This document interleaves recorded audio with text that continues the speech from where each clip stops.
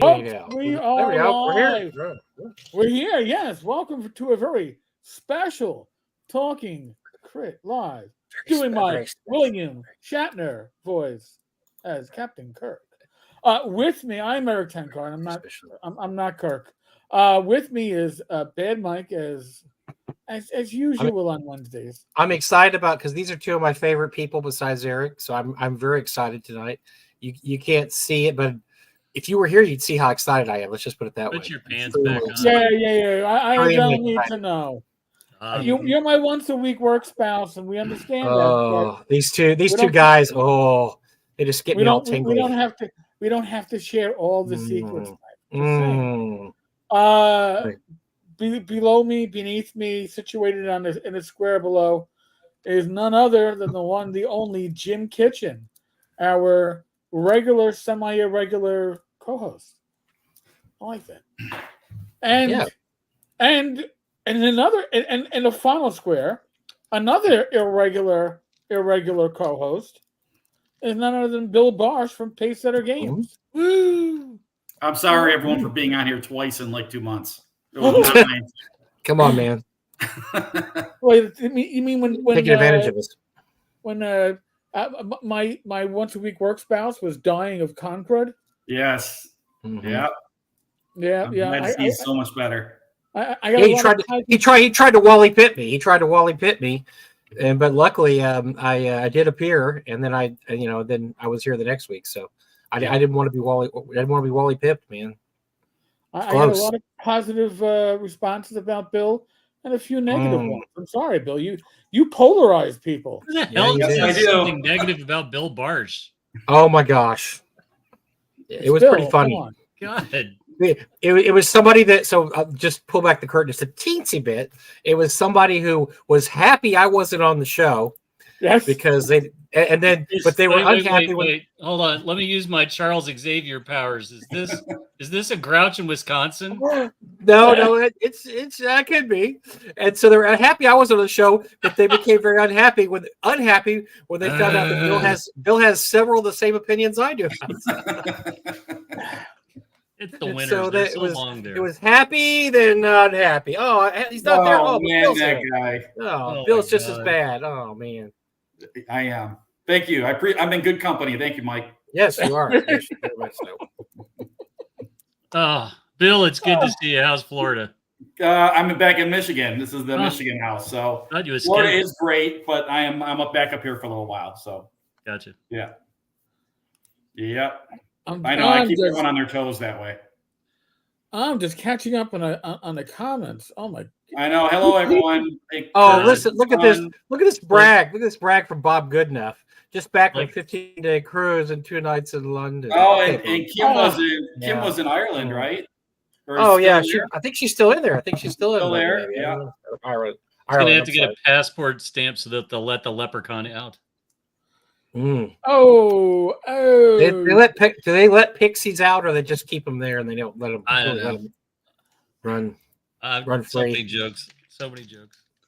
She's still in Ireland. Yeah, you're right. Still in Ireland.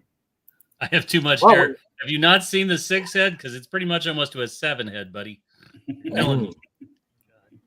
So, Bill, what's going on? So why are you here? Why am I here? So I had to weasel my way on. Because we haven't done a lot of promotion on this, but we're doing another Holmes book. So John Eric Holmes, right, from the original basic set. So last year, some people on here might remember, might not. We did the Things Better Left Alone, which was his Mace Apparel dungeon. So I'll back that up a bit. So a little over a year and a half ago, Chris Holmes, John Holmes' son, approached us and said, hey, I've got these maps. Would you like to do something? I am paraphrasing this way down because I know people have already heard this story. And, we jumped out of our shoes and said, absolutely. And we did put the dungeon together, produced it, and released it at North Texas RPG Con last year. It was we're still floored by the response. I mean, we only printed, I think, 400 copies, and we sold every single one of them right away. And I can talk later about why we only printed 400 and blah, blah, blah. But we wanted to release it in North Texas, but Chris Holmes comes to that convention, right? So it was important for us to have it there, have him see it, be one of the first people to actually see it. It was important for us to people who purchased the book be able to get him to sign it because he actually has art in there on top of him being, John's son.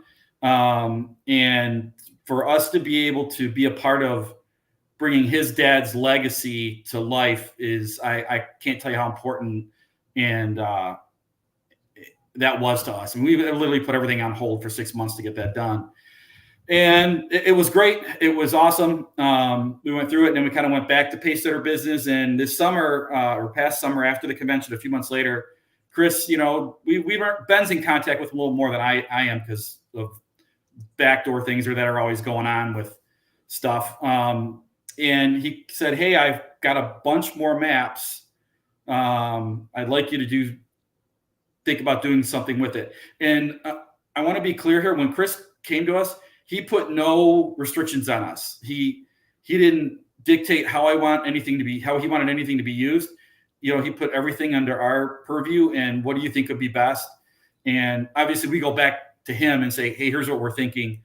We always want his seal of approval on stuff. Oh, there goes Jimmy. And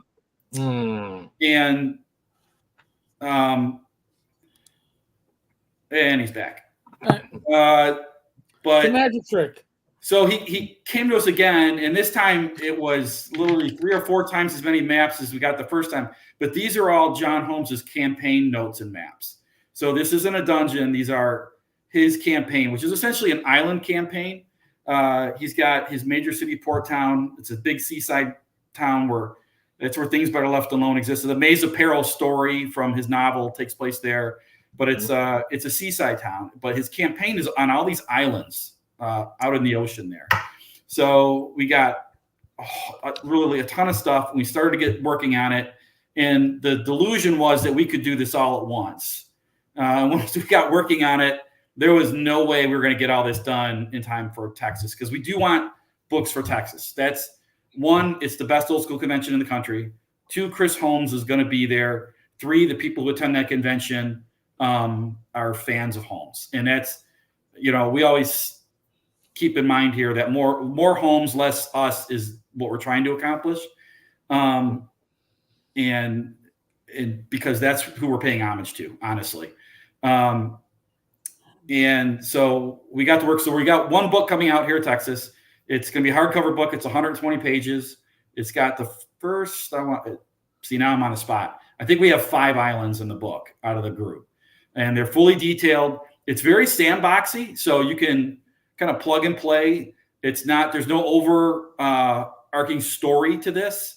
This is the way Holmes designed his campaign was kind of like, for his kids, and they were like, okay, where do you want to go next kind of thing. And it doesn't have to have any purpose to it. So we've added some, adventure hooks, obviously, to everything, but there's no narrative that runs through the whole campaign.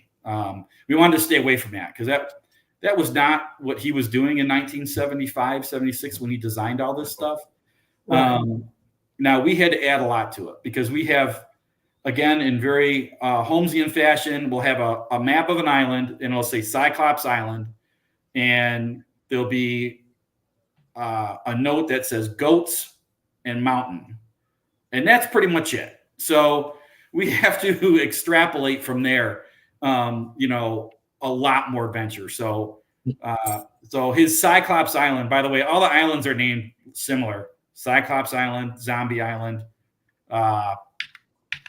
Sorcerer Island, Pirate Island. You follow where I'm going here. So we just, we also want to have a great product that attracts more people into Holmes. So we've kind of beefed all this stuff. So Cyclops Island became Island of the Crying Cyclops. And I don't want to give it away because there's too many spoilers to give away here, but there's basically a mountain and it's got basically an eye on it. I mean, it's just some fun stuff, but I think we've done a good job with it. And we're really excited to bring it forward, but it's a big book. It's this is book 1. It's got 5 islands in there. There's a ton of adventure. I mean, there's just a lot of sandboxy adventure in here.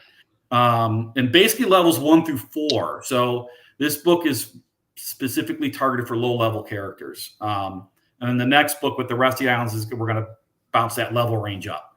And then obviously Things Better Left Alone fits in there. When we're done with all this, we expect to have 5 books. It will not take us 5 years to do this, by the way. By next year, North Texas, we should have all of them done. The other 3, I should say.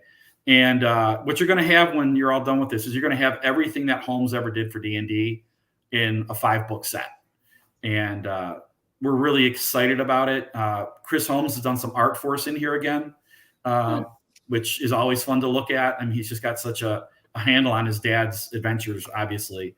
So it's cool to have him do some pieces for us. And that's so I get this correctly. This is not going to be ready for North Texas. It is. Book 1 is ready. So we have 120 people. All right. Yeah, so it's called Islands of Peril. Book 1 is coming out. Nice. It will be at Texas. It's I want to say it's 120 pages. I haven't seen the final layout, only because we had to add. We're including some of his original maps, by the way. So any of the islands that we included in the book, Holmes's original pencil drawn maps and notes are also included in this because we want everyone to see this stuff, right? This is the stuff that just belongs to us. So yeah, book 1 will be out. We're reprinting Things Better Left Alone in hardcover format. That'll also be at the convention. So if you missed it before, that's coming back. Hey, Bill. Yes. So do you think? I mean, I've sort of noticed in the last couple of years there seems to be a lot of interest and there seems to be a lot of focus on low-level adventures. 0 to 4, 0 to 5. Do you see that? I mean, yes, that's just an observation. In 15 years of us producing adventures, we have always seen a bigger draw to levels like 1 through 4, 1 through 5. Yep. And then the next range is going to be like 5 to 7. And after that, it falls off a cliff. And why do you think that is? What's your professional? I think there's multiple reasons. I think one is people always want to restart and reinvent. And, and if you're anything like my gaming group back from the day, you're constantly dying. So you're having to start over anyway, and you want to run something new. Sure.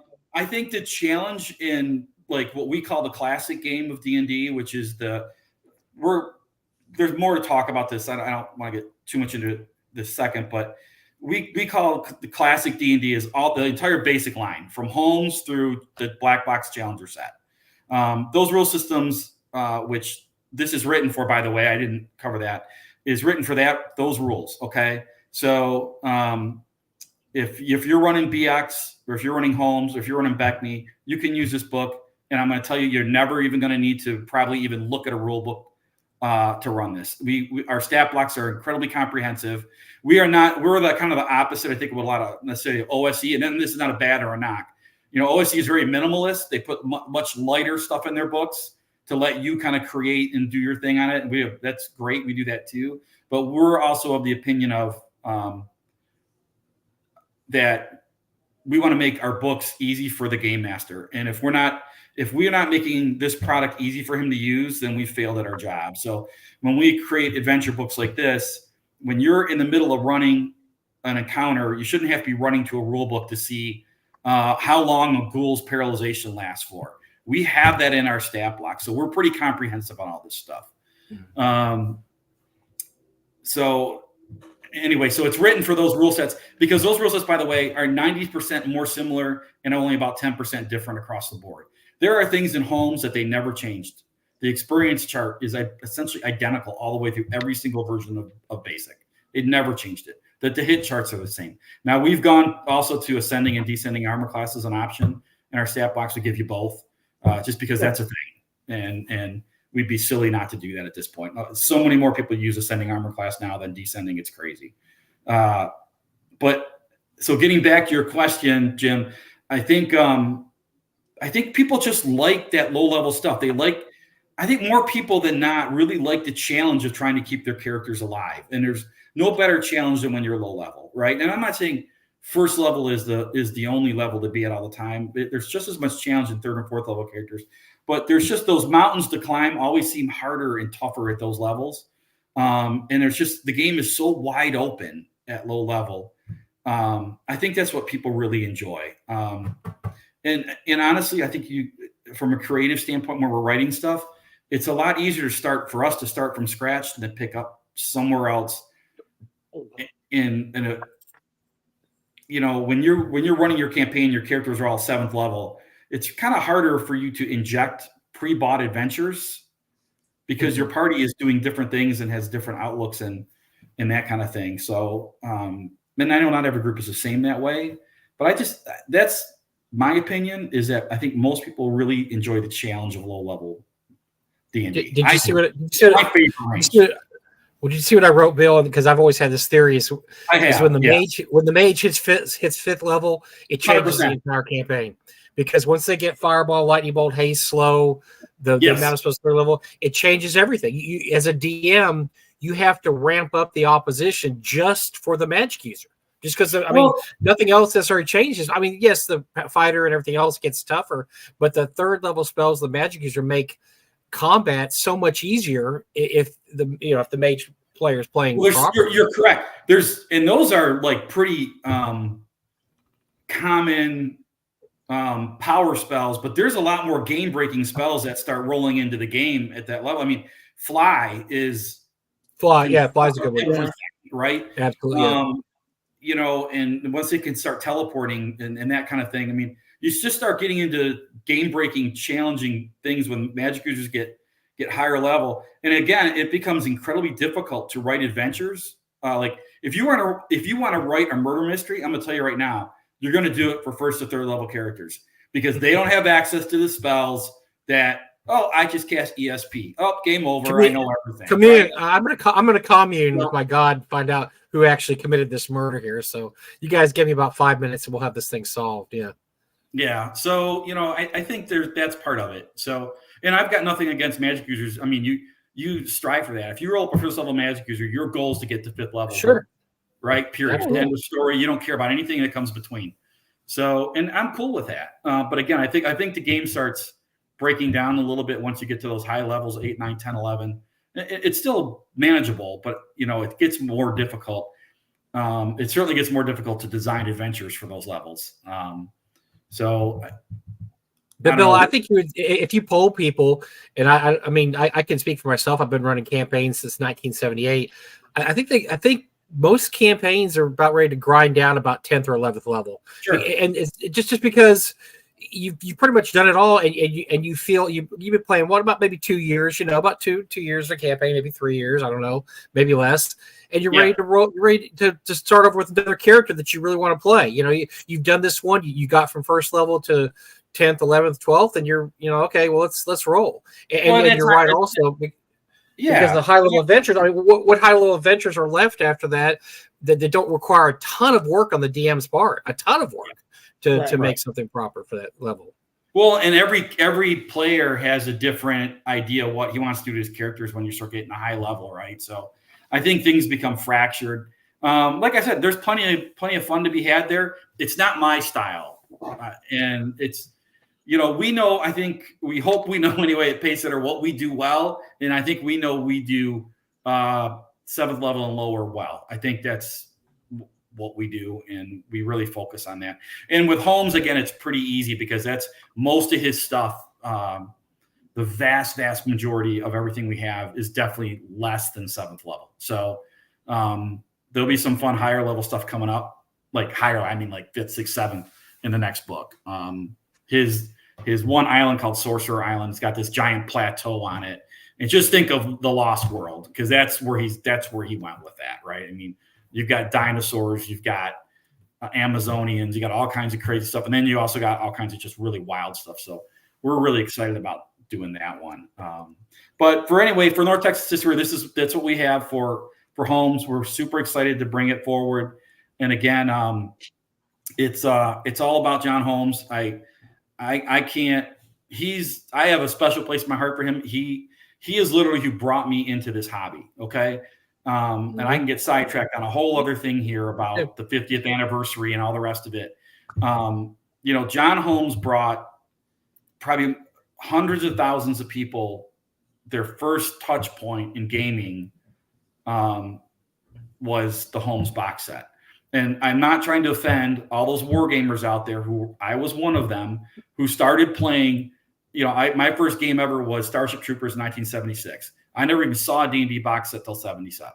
So, and all the Napoleonic guys, I'm not trying to offend any of you, that you guys are, those people were really the people who got this going.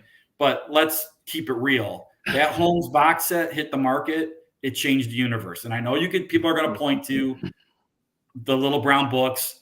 First of all, how many of these? 5,000. I mean, it was a drop in the bucket compared to what happened when Holmes came out. So the Holmes set ran for 4 years. I don't have the exact number. I know it's well over 100,000 copies they sold in that time period. So, so for a lot of us in this space, John Holmes is the guy who made this possible. Because believe it or not, I mean, most of us would have never played D&D without that rule set. Because if you would have bought the little brown books off the shelf and tried to figure out what the hell those were, you would have given up.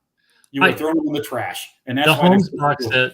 The Holmes box set was the first version of Dungeons and Dragons that a store that knew nothing about Dungeons and Dragons could put on a shelf, and it would sell itself, and they didn't need to know what it was. My little local bookstore / Hallmark card store set aside a 4-foot wide section at the front of the store and put a bunch of Holmes box sets out, and they were gone within a week because you could look at it. And as soon as you looked at that cover, you were like, I know what this is. I get to kill the monsters. I get to kill the dragon. And I get the context is everything back then. I mean, that's where most of us bought our games from. I bought mine from we had it was a train model shop store. Yep. They didn't carry anything else, but all of a sudden they had this spinner rack with Holmes box sets and a couple of little ancillary products that came out. I mean, I bought my polyhedral dice in little plastic bags off that. Yep. Remember, they were $2.50. Never forget it. That's where I got my local train store. My local train store took all the Holmes box sets, pulled the dice from them, reshrunk them, and then put them in plastic bags. And so the model train store in Huntington, West Virginia will always live in infamy because they literally stole the dice out of the Holmes box sets, reshrunk them, and then sold you the dice separately. Hey, I'm going to speak a little hearsay here if you guys let me speak some hearsay. Yes. Look, the brown box, which became the white box, is really a terribly marketed game that's hard to play. And most people, it's not appealing. You look at it on the shelf, it's got a terrible cover. The artwork inside's awful. The rules are a mess. It deserves a place in our heart with this 50th anniversary because it was the beginning, but that doesn't mean it was the best set. And the Holmes box set, that was the first box set that I bought also. It just leaps off the shelf. Yes. It's got a dragon. Yes. I mean, everything on there, you're like, holy crap. You turn it over and there's a module inside. There was B1 was inside. I was like, holy shit, here's the rules and here's a module. Yeah. I can go home and run this, which I did. I went home. I mean, because it was that cool and that compact and that ready to roll. Now, of course, obviously there was the flaws and it was only one first or third level, then you get, but then at that point you're hopefully doing what the box intended and you're moving on to higher levels. But yeah, compared to the original version of D&D, there's no comparison. This was where it was at, man. I mean, this had everything. It had sex appeal, baby. It was sexy on the shelf. The white box was hotter than your grandpa thing next to the sun. That's what you're trying to say. Yeah. I mean, the white box is your granddad and a Model T, and the home set is a Camaro with Magnum PI behind the wheel. I mean, boom. That's just exactly what the comparison. So Kurt's just summing it up for us really well. I mean, the home set brought. So, and I think I want to circle a little back over to. That's why I am so such an advocate of John Holmes, because he's the one who approached TSR about even doing this. Okay, this wasn't some brainchild that they were having. He came to them and said, "Hey, I kind of did a thing," and they sent him a letter back saying, "That's great. Send us a manuscript. Let's put it together. Let's do this." So John Holmes, really deserves, I think, a spotlight shined on him, and anything that we can do to help that, we're going to do. And I think the problem is that the Holmes box set, in all of the things we've celebrated with D&D over the last 20 years, 25 years, The Holmes box set has not gotten as much recognition as it should because everybody wants to talk about BECMI, and that's great. And yes, it came from in-house, but frankly, the reason that there was a swath of success between Brown Box and BECMI is because of the home set. And the home set was in print for 4 years, 5 years. For a little over 4, I believe. Yeah, and sold a colossal poop ton. And Yes. So, yes. Sorry. So here's the trivia note, and I know I mentioned this before, and I'm nobody cares because TSR is not around anymore. But they actually didn't even pay Holmes for that. I mean, it's Really? honestly awful if you think about it. I mean, awful. And we are. So proceeds from all of this goes to the Holmes estate. We always say we're working with Chris Holmes and the Holmes estate, and we are. So we make sure that everything that we do regarding Holmes proceeds are attached to them. And and I think that's important. Again, it's part of this legacy that we feel just deserves to be told, and it deserves to be out there. And I'm really hopeful when we're done with this, it will be next year, completely done with, I shouldn't say completely, because you never know if something else will come up, but when we're done with what we have now, which is a lot, I think it's going to be a good representative of Holmes, and hope, it'll be out there forever. So, and that's what we're really looking to do. So Bill, why could you only do 400 of the first printing? So first of all, we weren't even sure how well this was going to do. I know that sounds silly. I understand, but people, you need to step outside your geeky love of the hobby and sometimes step into the business end of things. So you just don't know. We didn't kickstart it, so we had no clue, right? So we didn't want to go that route again. It was a little time sensitive to try and get it done for Texas. So we said, and we knew it was the tip of the iceberg with Holmes. We knew there was more coming, because we had talked to Chris, and we said, okay, let's get this one book done for Texas, and then we've got more coming. Eventually, it might take the form of a Kickstarter. We're not sure. We didn't know all this was coming. We were thinking just more dungeon stuff. So, and doing more with Port Town, and then all of a sudden, all the rest of this campaign notes and islands all popped out. So we decided just to make a print run that we thought was doable, and had no idea if we were going to sell them all or not, or sell a couple hundred and just sit on 200 of them for 5 years. We really had no idea. I mean, I know it sounds crazy. We're not the biggest company in the world, so we don't have access to bigger markets sometimes. So we weren't sure how it was going to do. And then again, we knew that initial book, we wanted to have a special release and a first print con exclusive book. And that's what we only sold it for that basically 5-day time period of Wednesday through Sunday at the convention and on our website. And we shut it off, but it didn't matter. We sold out, I think, by Saturday afternoon, something like that. So at the con and on our website, they were just all gone. So we kept it to that because we knew we were going to do more with it. And we really wanted to put that book out in a hardcover format instead of, because it's a soft cover, by the way. Things Better Left Alone, the original, is a soft cover. We did a test run of some hardcovers. We wanted to do a little more work with that. So that's why we did that limit. And then we didn't just dive into a second print because, again, we knew there was more coming. We wanted to tie it in with another book release. Plus, again, I know this sounds weird, maybe, but we basically shut Pacesetter down for 6 months to get that thing done. And we had a lot of projects that were in production that we needed to get back to. Again, it's behind the curtain. These are projects that weren't just, ethereal. These are projects we had already had cartography done. We had art done. We spent thousands of dollars to get these products, in motion, and they sat in limbo for 6 months. So we needed to get back to those, get those out, which we've pretty much done at this point. And now we're got kind of back into Holmes here, and we're really ramping up. So our staff's been great, by the way. They've kicked ass. And this is not just a me thing. We've got a Ben Barsh involved, Keelan Harrelson, Susie Mosby. We've got 3 or 4 editors on this project. I mean, there's a lot of people involved in this thing, and they all absolutely love it. So hopefully that answers your question. Why I did 400, because we're kind of like, we dipped our toe in the water, but we already know that we're diving into the pool. We're just getting to that point. We want to do it right. right? So Bill, I would ask one favor. You know, we're going to talk a little later about North Texas and where things are and some things that Gary posted this week. But one of the things I would put forward to you is I would really like to get my books from last year and this year signed by Chris Holmes. Do you have any plans to like try to have him at the booth to sign things? Yes, we will. So we've already talked to him. We just got to get. I don't have his schedule yet, but we will get him. He'll be at the Pacesetter booth. He'll be signing books. That's great.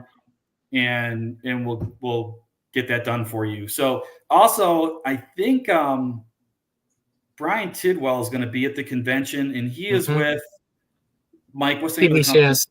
CBCS. They're they do the slabbing, right? Slabbing. So they do comics, but they've also do RPG stuff. So I'm not telling people if they want to or don't want to slab their things better left alone. And they're only doing the soft cover. They won't do any hard covers yet. But if you want to slab your soft cover things better left alone, you know, most of our staff is going to be at the con who worked on that book. Chris Holmes is going to be there. I mean, you can get all your signatures in it and all that, and then you can get it slabbed while you're there. And Brian will be at our booth also for a certain period of time. We're doing a couple signings, so if you want to bring your old Pacesetter stuff, want it signed, we're doing all that, and for slabbing purposes, I guess. And FYI, so I found this out because I started slabbing stuff this year and last year. Some stuff I really want to display more than anything. I don't have anything at hand I'd show you, but just some really nice stuff for myself. And to make it easier, you know, if something ever happened to me, my wife could easily sell it because it's slab. But what they do is they have a signature verification process.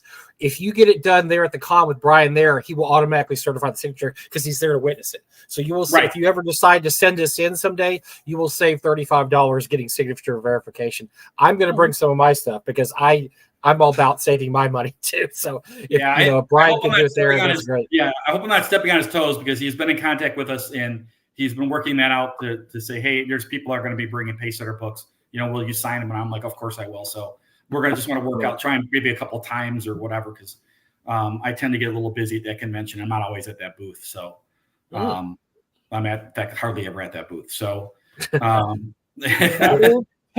anyway, so it's exciting. I'm really pumped about all that. But again, for us, it's about promoting homes, and we haven't done a lot on this one yet on social media, but we're going to ramp it up here pretty quick. So, and you guys are the first time we've kind of announced this thing, but not really. So, very cool.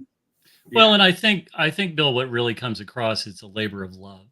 This isn't something where it's toil or you feel like you're sort of trapped in it. Don't get me wrong, it's 5 books and that's a pretty big scope of a project. But the impression that I got really last year when we were talking about it was how excited you were. And the fact that you actually get to reproduce the original maps that he drew. And I think it's just great. Well, I tell you, I don't like speaking for other people, but Keelan just loves getting these old school maps from the Holmes estate, and working on them and bringing them into what most people can actually use at the table. I should say. But yeah, it is an absolute labor of love. I've spent.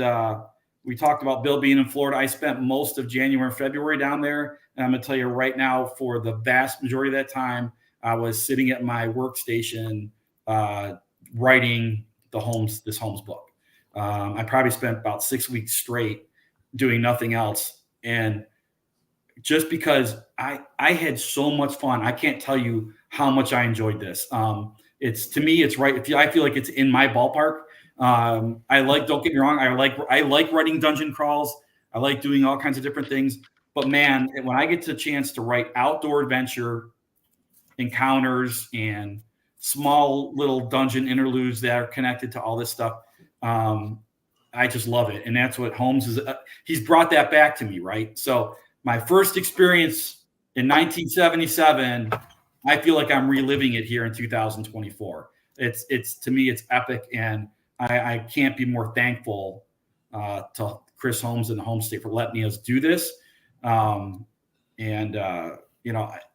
I've said it before, if you would have asked 12-year-old Bill Barsh, who bought that box set, would you be able to work on something that this guy wrote? I never would have believed you, right? Not in a million years. He's absolutely the nicest guy, too. He is absolutely one of the nicest guys you'll ever run into. Yeah. I mean, it's unbelievable. Yeah. He's just such a cool dude.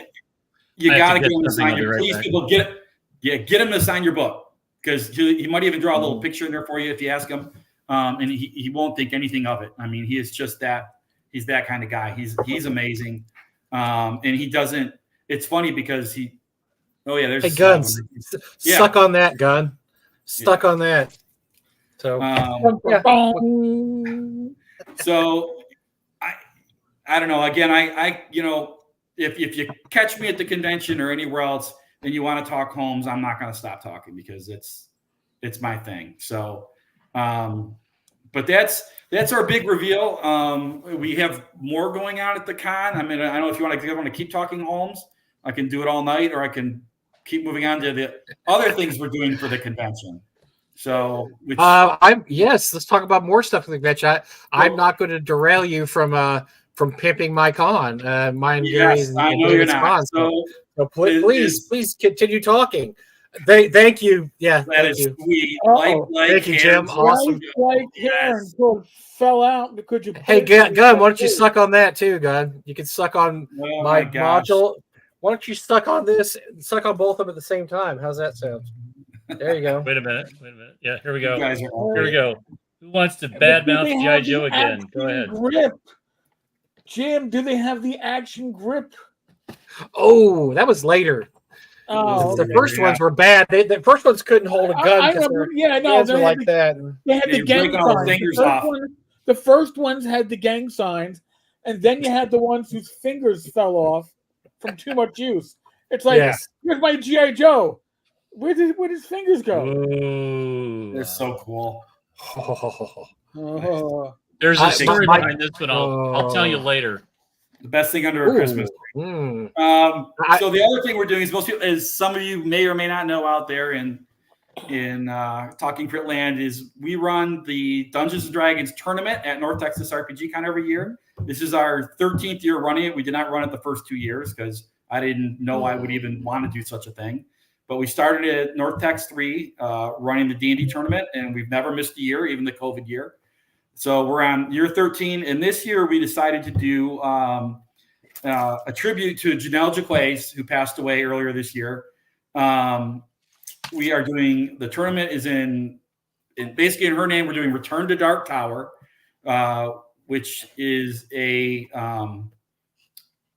all new content adventure. I got the beautiful box set. That set is amazing. I have it. It's got just to be clear, it's got nothing to do with that.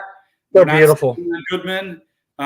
This is something we just wanted to do, as a side. So we're not trying to obviously compete with any of that. But so we're running Return to Dark Tower. Essentially 50 years later, the PC's got to come back because strange crap's going on. So that's the tournament this year. We've got more groups than any other year ever.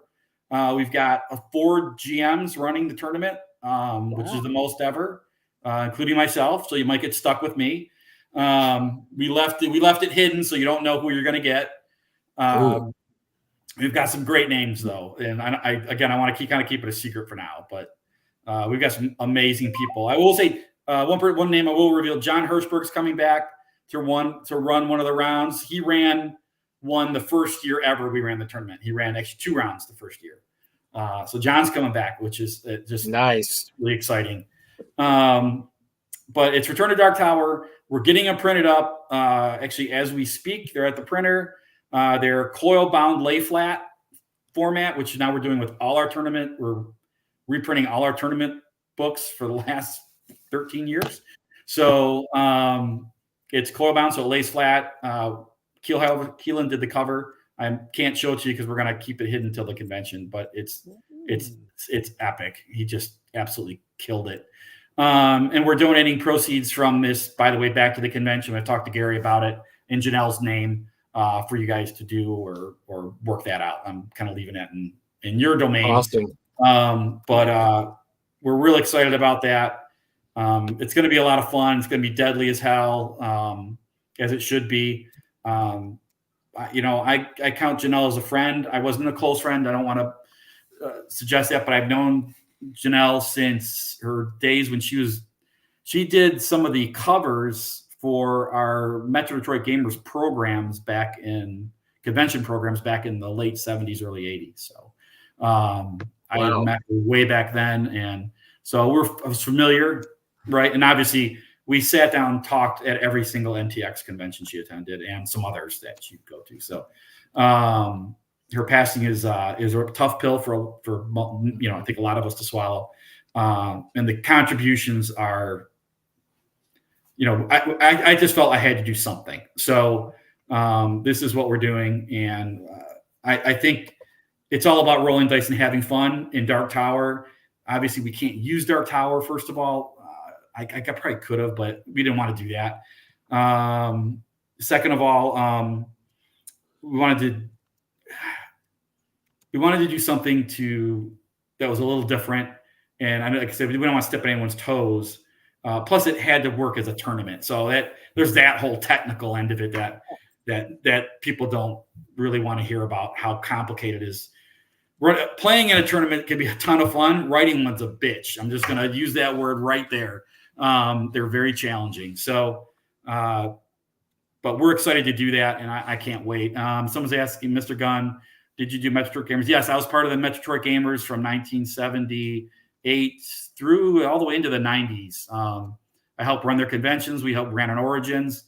I put out their monthly newszine, a couple of big stints. Yes, the Detroit Gaming Center was on Cass Avenue, he's saying. So, yes, I've been there. It's long gone, by the way. But anyway, so that's my another big announcement. Ben Barsh has gotten a convention. I think it's an exclusive. He's doing a solo adventure that we're releasing at North Texas. Really cool adventure about a wizard's mad scientist laboratory. It's going to be a solo event. Like I said, solo adventure going to be pretty cool. So I think he's doing that in 5e and classic D&D. So we got a lot going on at Texas this year, Mike. As always, we consider it our home. Thank goodness, because I was planning on taking it easy this year, so I don't really want to do very much at all. So the more you do is more that you and Jim take over, and Eric you can jump into. That gives me more leisure time. But now I'm actually running the game this year. I'm back to running games, so I'll be busy Thursday night running my own game. But I'm really excited. Look, I remember when you came to Doug and I about running a tournament because, you'd done it a bunch. You knew what you were doing. And Doug and I probably talked about it for a little bit. We said, this guy used to run stuff at Gen Con. He knows what he knows what he's doing. And I didn't think it would work because we're such a small convention. I'm like, well, people that play have got to commit to, because at first you did like 2 sessions, right? We had 2 rounds the first year. Yeah. 2 rounds. Yeah. And so I said, I thought it was going to be tough for somebody to commit to 2 sessions, but you pulled it off and did it, and it became popular enough that every year, we had it. So it was great. Whatever you do though, don't approach Bill and ask him for your Dwimmer mount map. Do not do that. Going to go off the rails. It's not going to end well. Man, that is a callback. That is a callback. Big time. Well, that's the first time I met Bill, right? I had seen him post online. I had seen him on the AKM. I'd heard nothing but great things about Bill. And the Gen Con, I go up to the booth, right? So it was still under the auspices of, wasn't it the OGR booth? OSR Publications. OSR Publications. OSR Publications. So I get this message to carry everyone's products. Yeah. That's right. So I get this message that I can pick up my Dwimmer mount map at this booth, and I walk up, and I had waited, and that's the problem. I had waited until after 2.5 days of Bill being subjected to angry Dwimmer mount backers. Yes. I walk up, and I'm like, "Hi, I was supposed to pick up a map here," and Bill doesn't necessarily go at me, but it is just. It was great. That was the year they stuck you all the way in the back, right, Bill? You had the booth like farthest away. Oh yeah, we were way back there. It was for that company. Pacesetter existed, but we didn't want to run a Pacesetter booth, so we created this OSR Publications one, where we carried like a ton of people's stuff. We carried, I think, Frog God stuff the first year or two. Even some Judges Guild, believe it or not. A whole slew of guys. I mean, we had I can't even remember all the names now, the people we carried, but a lot of the guys who are no longer around today, but some of the guys I think still are. Lamentations, we carried all of Ragged. Yes. We that's right. booth and we all stuff. So Jim's story is hilarious because, all these people are wanting to have product at the booth. So this is all being done, prior to Gen Con, obviously coming around. And we're working on, okay, here, send me this and do this or drop ship, whatever. And then give me a price schedule and we'll get it all set up. And we'll just kind of manage this whole thing. So someone asked me, hey, I got all these maps I need to get to people. A ton of them are coming to Gen Con. Will you pass them out? Sure. Why not? No skin off my back. How could this go wrong? What could go wrong? I'd never heard of Drummer Mount. I was not in on that loop. Wow. No idea. So for 2.5 days where Jim shows up, so it's 2.5 days of angry Dwimmer Mount backers. Yeah, and literally almost every one of them comes up. Where's my fucking map? Like, son of a bitch! I had something to do. Damn map! Right? I'm like, I have no idea who you are. Take this map. I literally wanted to throw them in the trash at some point. Just say we're done. Oh god! Oh god! It was not I get fun. to his booth on Saturday afternoon, right? And it's been it's 2.5 crazy days of torches and pitchforks. And it feels like, I got him here somewhere. Hold on. It's like listening to Yosemite Sam swear as he's digging through boxes. And finally he's like, here, take as many as you want. Yeah. We didn't bring the winner. Oh, God. There was some art book that we had to hand out with it too. It just was. Gen Con's nuts as it is. So being a vendor at Gen Con didn't need that pile of no. And like I said, we were dealing with some other crazy stuff. I mean, that was probably so. I mentioned we carried Judges Guild stuff, right? And it probably was the same day, Jim. Earlier in the day, Bob Bledsoe Jr., the middle one, shows up, right? Not the OG Bob Bledsoe, but the son. Yeah. Not the grandson, but the son rolls in there. And we told people, like, if you want to come by and if people want signed books, you come by for an hour and you can sign books or whatever. He shows up with some other guy and he's sitting there, going to sign books, because the internet was a thing. So people were coming by, picking up some book that they had released there. And this other guy stands in the aisle, I shit you not, and starts screaming at the top of his lungs, Judges Guild signed here, Bob Bledsoe signing books, other things like that. He is screaming. I can't yell that loud, and I can get like this is the Carney, Yes. Come on up and just. It was right in front of her. He's yelling at the top of his lungs, and after about 3 minutes, I turned to Bob, who I had fine conversations with, and said, "No, that ends right now. We're not doing that." And he was like, "No, I have this space for an hour. This is how I want to do it, and this is how I'm going to drum up sales, blah, blah, blah." And I said, take all your books and go in the fucking hallway. We're done. And that was the end of that. He really acted like he owned this space, right? We've got this $3,000 or $4,000 vendor space. He's literally got 2 books there, and he paid $20 to be a part of. And I'm like, just get the fuck out of here. So, and I know he's been a decent guy to other people, and he wasn't bad to me, but that was just not the way to handle that. I mean, and this, like I said, there was no one coming to our booth because this guy's screaming at the top of his freaking lungs, right? I mean, I've got my image to worry about. I've got everybody else's books sitting here. I got their image to worry about.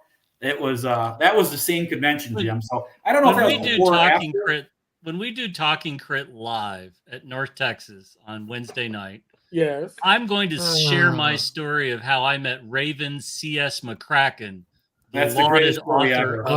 Is this a Cinnabar guy? Oh my gosh! So that's a story I'm saving for Talking Crit live at North Texas. That is a tremendous story. It's one of my favorites, and I'll hopefully I think I'm running something Wednesday night, so I will have to sneak in there at some point. I think we're running. It's a great story, and it's the most Raven C.S. McCracken story I could possibly hope for. I haven't. Yeah, it definitely beats. It definitely beats. If I recall correctly, This guy has a very high opinion of himself, if I recall. We need to make sure that we read into the record his biography from the back of the World of Cinnabar, because it's a masterpiece. Boy. It's truly a masterpiece. So yes, I'll save that for Wednesday night at North Texas. So anyway, so that's my Judges Guild thing. So we're doing that, and I don't really care about the fact that Judges Guild put out Dark Tower, or other than Janelle wrote it. We're doing that, and we're really excited to present. And all the guys who are running it, they've already got their advanced copies of it. I think everyone's pretty excited to do it. It's going to be some fun, and there's going to be some death. So it's a Barsh tournament, so that's going to happen anyway. But yeah, we're going to have some fun. Do you have anything going on with Kickstarter in the near future?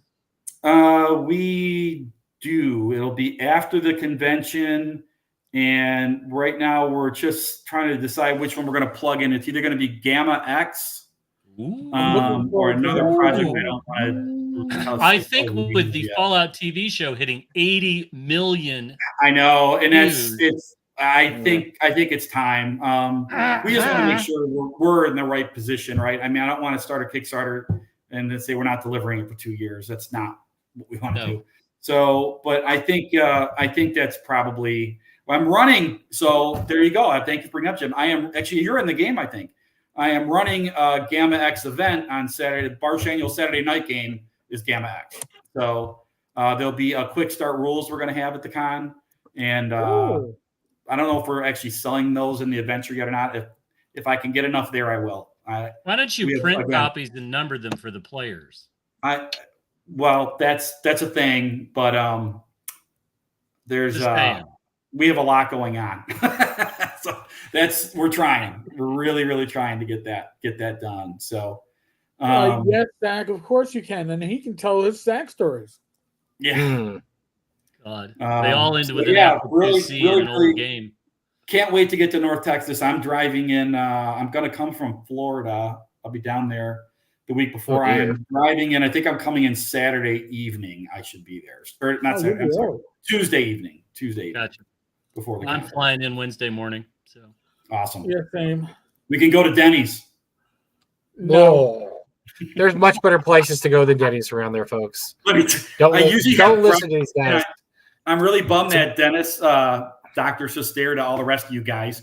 Me and Dennis usually always go over to Denny's to have breakfast one morning. So I'm sad he's really bummed.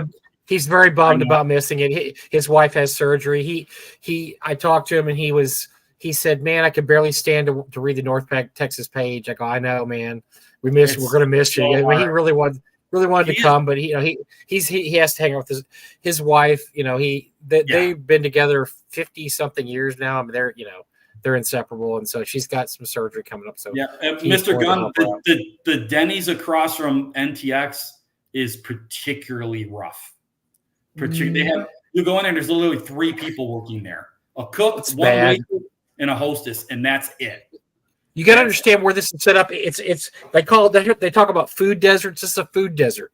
There's like 25 hotels there, and the nearest really good place to eat is at least a mile and a half away. There's nothing within walking distance except this Denny's, which is not a good Denny's. And so that's why I'm going to open up here. That's why we have food trucks every day. We're going to have 2 food trucks a day the whole time we're there. Speaking of which, is Gary on there here at all anywhere?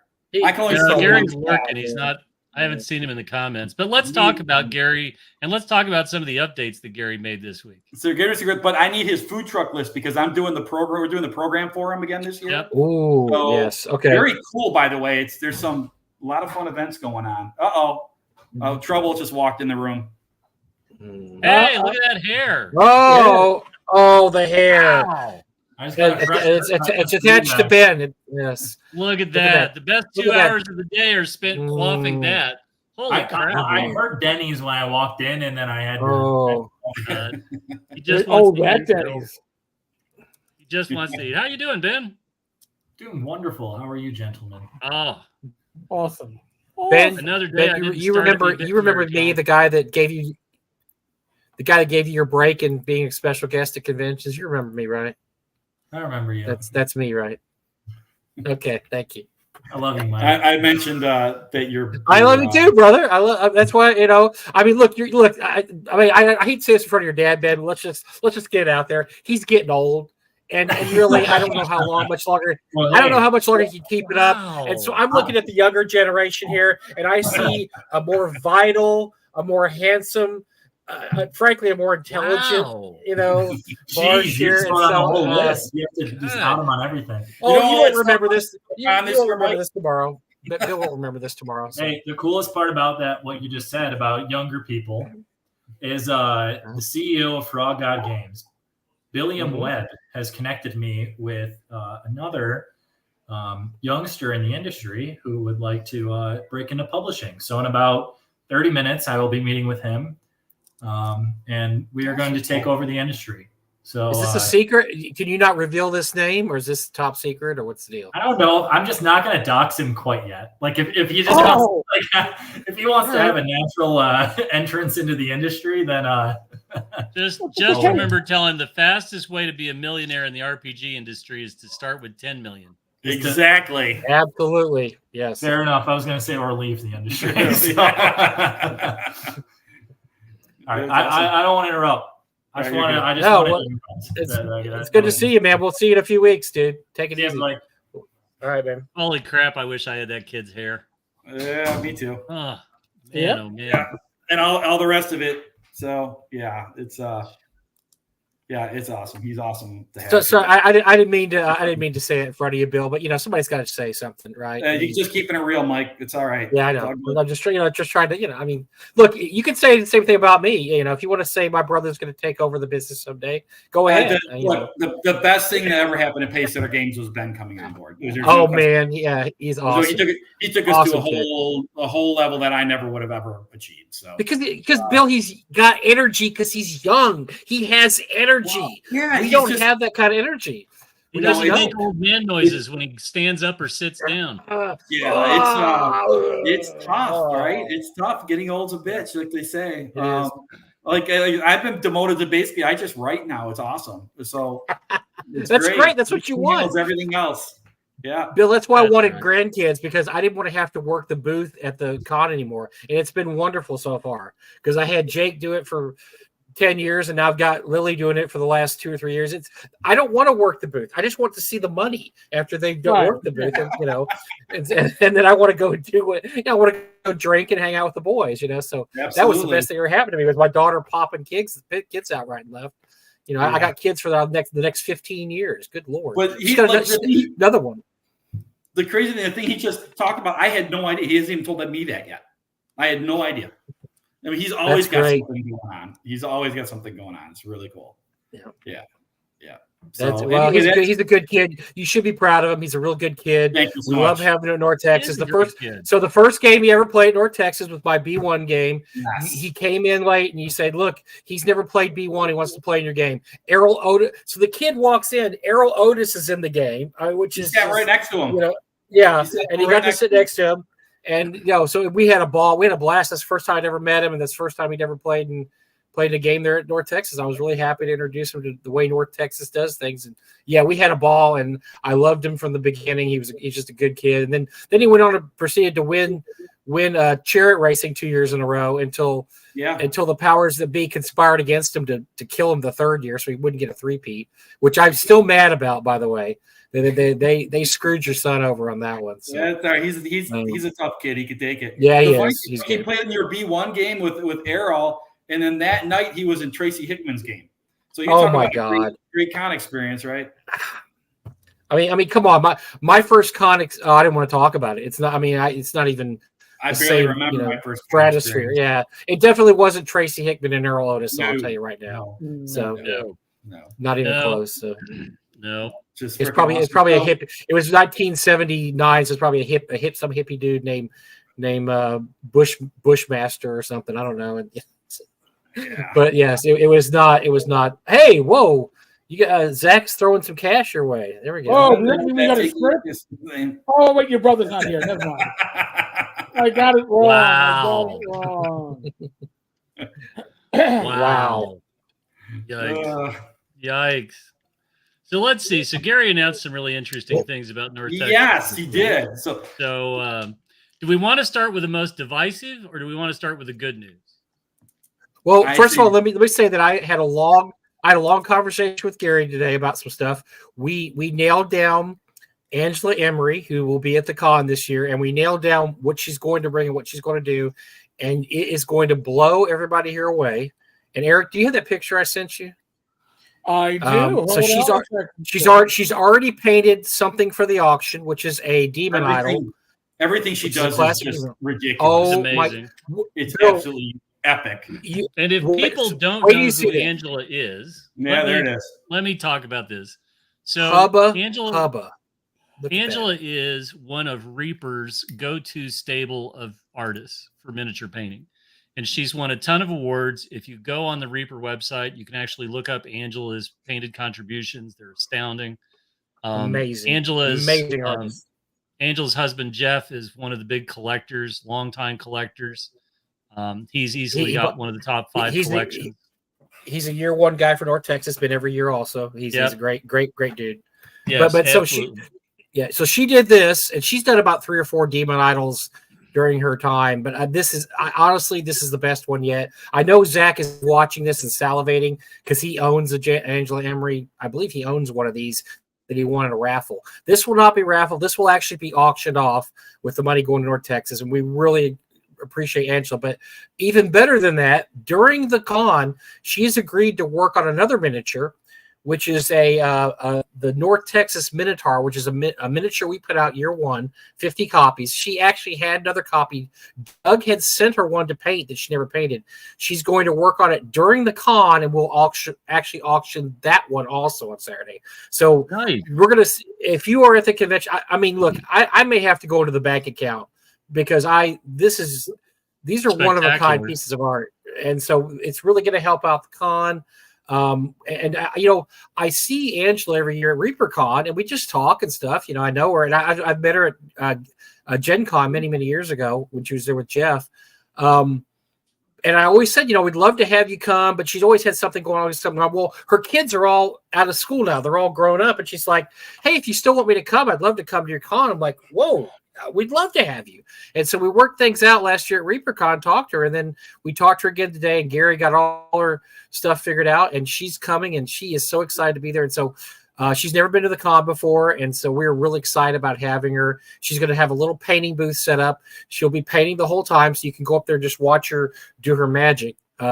But Bill, you missed the part where I said Angela will also be working on a piece of art during the con.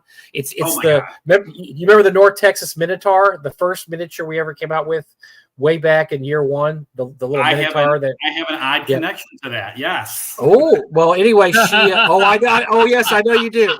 I know exactly what your odd connection is. Tell us the tale. Tell us. But that is it's a center stage. That is a ridiculously amazing miniature. So it's a Jason Weed. It's going to be off the chain. It's going to be off the chain. So she's going to paint that during the con, and we'll actually auction that off also on Saturday. So it's going to be we really appreciate Angela doing this, and we're really happy to have her for her first year. But that's all I wanted to say is that we talked about that all day long. We talked to Angela at the same time, and so yes, Angela Emery is confirmed. It is coming, and we'll be painting there, so you can watch her do her magic at her little table with her art. Awesome. Go ahead, Jim, and Jim is going to reveal some other. Talk about the other thing to Gary. Gary's got the food trucks lined up. I don't have the list in front of me, but he's finalized all that. Well, if you have the list, that's great because I still don't have it, and I'm doing the program. No, I don't have it, and I help run the con. I only know it's taco. Wait a minute. Would you like me to call Gary and embarrass him? I'll call Gary and embarrass him. Why not? Yeah, really. I don't know what he's doing. What is he doing tonight? I don't know what he's doing. He should be here. I don't know what he's doing. Well, I'll text him. I'm calling him now. I'm going to IM him. Let's text him, IM him, and call him at the same time. How's that sound? This is going to be great. Yeah. Hey, I'm going to put you on speaker. Okay, hold on one second. Okay.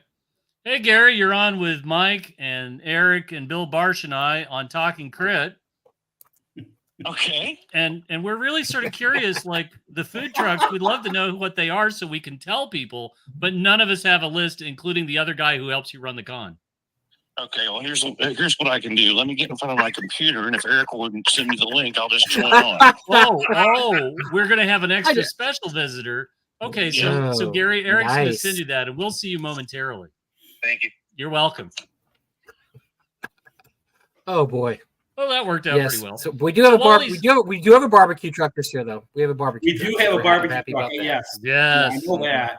I just don't know what else is going to be. By the way, for 2 days, not just 1 day, for 2 days. It is 2. And I think confirmed. I'm kind of hoping that the ham people come again, right? I'm going to wear a shirt I can just wipe my hands on. It'll be wonderful. The ham people, that breakfast sandwich they make. The Virginia ham lady will be there. She is wonderful. I eat breakfast there pretty much every day they show up. So it's a battle because Gary announced that the buffet is going to be back again this year. Although the buffet is back. Yeah, I didn't even know. I didn't even know that, but it is. I didn't know that until like Saturday. Let's talk about how North Texas is fighting the patriarchy. Ask me how there is proof of the patriarchy. Go ahead, ask me. How's their patriarchy, Jim?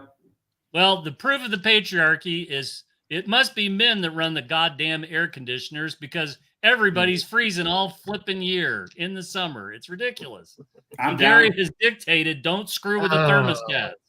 So no more of this 60-degree bullshit. I know the story. So the story is they had somebody come in. They paid a lot of money to have their air conditioning system recalibrated. And that means that they can't have people fiddle farting around with if there is a problem, we will have a sign by the thermostat. Tell Gary or I or David or somebody in charge. We will call the people and have them come adjust it. But what they do not want us to do is to adjust it on our own because you'll have John Lyle come in there and set it down to 60. And then Ingo will walk in and put it up to 85 because he's German and he's, doesn't ever get cold.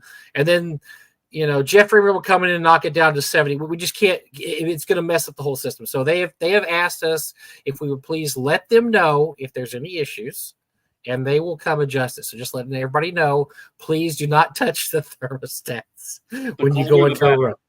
Let us know, and we will fix it. We will have somebody come and fix it. We will not let you freeze to death, nor we will let you sweat to death. We will. Kim, George, that's why I like Bill Meinhardt. My kind of people. Like, I just, it's the coldest I've ever been at a show.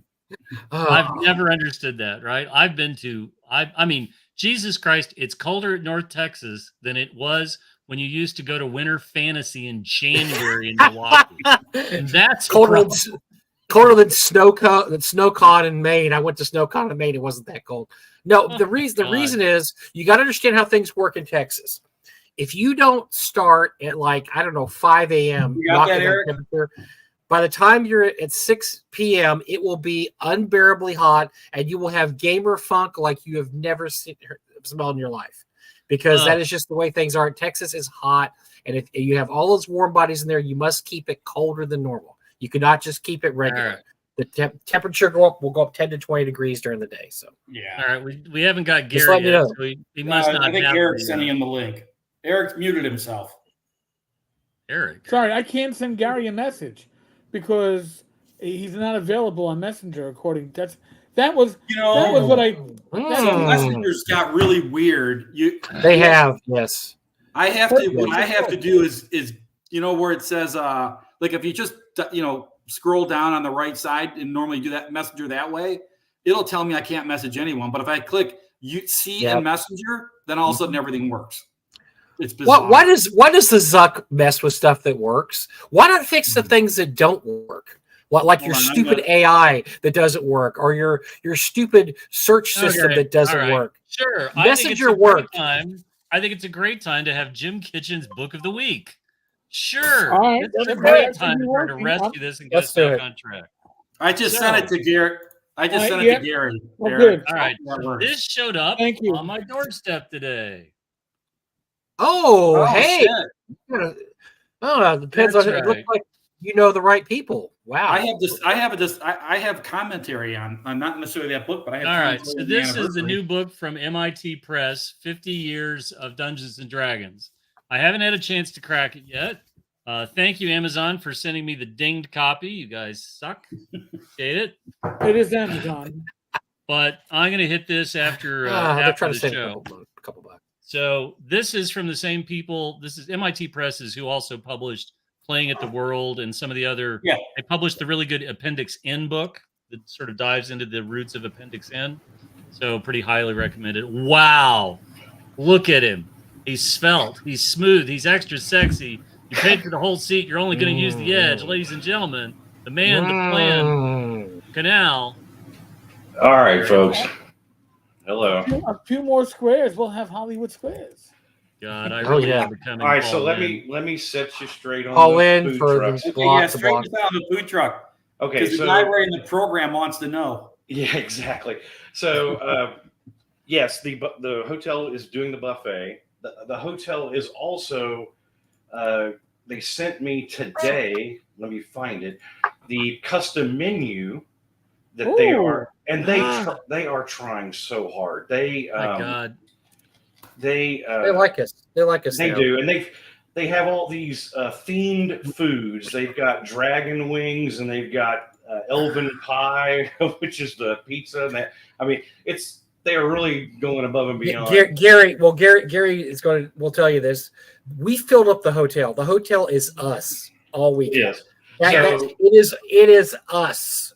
And maybe a few random stewardesses. They extended our room contract. They blocked off, and she has increased it by 20 rooms every other week. Every 2 weeks, she increases it by 20 rooms because they sell them, and then they open up another 20. So, and she sent me an email today. And she goes, "I don't have but about 20 more left." And I said, "Okay, well, I'm just telling you, be ready." So that's awesome. Yeah, it is. It's really great. But the host. I'll say it again.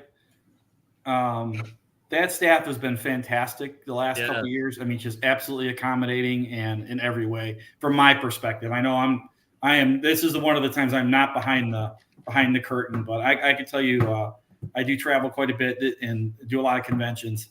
Far and away, this Westin staff does a phenomenal job. So for those that don't know, during COVID, they let the entire convention staff go because most hotels did, and the manager tried to run it for a couple years. We had some issues, but when the convention staff came back, oh my God, they have been unbelievable, top of the line the last 2 or 3 years. It is incredible how much it changed from COVID year to now. I mean, they are doing an incredible job, and they are so nice, and they're so happy to have us. And you guys were there last year. They totally bought into the whole gamer thing. They had dice. Yeah. Oh yeah. They had the drinks, right? The potions or whatever. Yeah, that was awesome. And they've done that again this year. She sent me the menu, which I will be posting tomorrow. They have, and Zach is texting me and calling me saying, "I'm trying to distract you during the stream," and he's doing a good job. and Zach, leave him alone. Leave my partner alone. But they have really gone above and beyond. They one of the things that was good about last year was at the end of the convention, I had a follow-up meeting, kind of a review of how things went, the good, the bad, and the ugly. They acknowledged problems with the parking lot security and the whole, catalytic converter issue. I was a victim of that 2 years ago. So, I mean, but they now have secured their parking lot. They have cameras that are license plate reading cameras at the parking lot, both parking lot entrances. And something that I haven't told Mike yet is I reached out to the city of Irving today, and they are going to talk to some officers about doing extended patrols around the hotel from 10 p.m. to 2 a.m. That's good, but I'm so we had a mini con there in January. We went there for a weekend in January and hung out and gamed, and we're not going to have a catalytic converter situation more because your license plate gets picture taken when you come in there. Look, thieves are just like anybody else. When they come to a neighborhood and the house that has the dog's not going to get robbed because why? This house over here doesn't have a dog. I don't want to mess with the dog. I'm going to go to here. The same thing here. If the hotels around that do not have the license readers are going to get hit, and they're going to leave us alone because nobody wants their license plate, take it. The other, the other thing that I want to address air conditioner gate real quick because because I hate the whole. I had to even make the post in the first place, and I said at the end of I hate that I have to even do this, but they did. One of the things in the after action review that I had with them was that the air conditioner was a problem, and they addressed it in the fall of last year. They had their whole system. They had it adjusted. They brought a company in, rebalance it, so on and so forth. They don't have lock boxes on their thermostats, but she actively said, if you will tell them not to mess with it, we will, so if people will contact us at the desk, we will make it happen.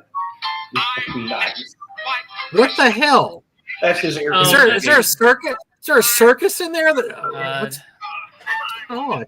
It wasn't that cold, Bill. So I want it that cold. Okay, but here's okay. To Bill's point, I will just say this as a general statement: would people rather it be 100 degrees in there or 60 degrees in there in Texas Amen. in June? Thank you. That's all I'm saying. So bundle up. There's something in between. Yes. Nothing in between. It's either too cold or too hot. There's no in between. Okay, so enough about air conditioning. Let's get to the important part. Okay, so the food is the breakfast buffet is back. They have a custom menu which I will post as soon as I get a chance. That includes sandwiches, pizza, whatever. That's the similar to what they've done in prior years. As far as food trucks, yes, Bill and Mike, Gina is back. So the ham truck is back for the morning. She's going to do breakfast and lunch every day. So Thursday, Friday, Saturday. On Thursday and Friday, I've got the barbecue truck showing up. So the barbecue truck is coming Thursday for lunch, Thursday for dinner, and Friday for lunch. And then Friday for dinner, I've got the taco guys coming back, and they'll be there both Friday and Saturday for lunch and dinner. So, and that's where we stand with the food trucks right now. Nice. So send those names to Bill so Bill can put those in his program. Which by the way, thank you very much, Bill, for helping us out. I have the final vendor list. Doing it. Just interesting tidbits about the program this year. There are a ridiculous number of Call of Cthulhu events. I've noticed. Yes. Our fastest scoring event. Yes. Fewer DCC events than I think the previous year, which I thought was interesting. Still a lot. But Bill, tell them about the fact that we had 274 games last year, and we have 369 games this year. The program's 72 pages. Hold on, it's huge. Wow. I mean, it's 100. It's 100 more games, and one of the things that people had been messaging me about was, are we going to have a spot for open gaming?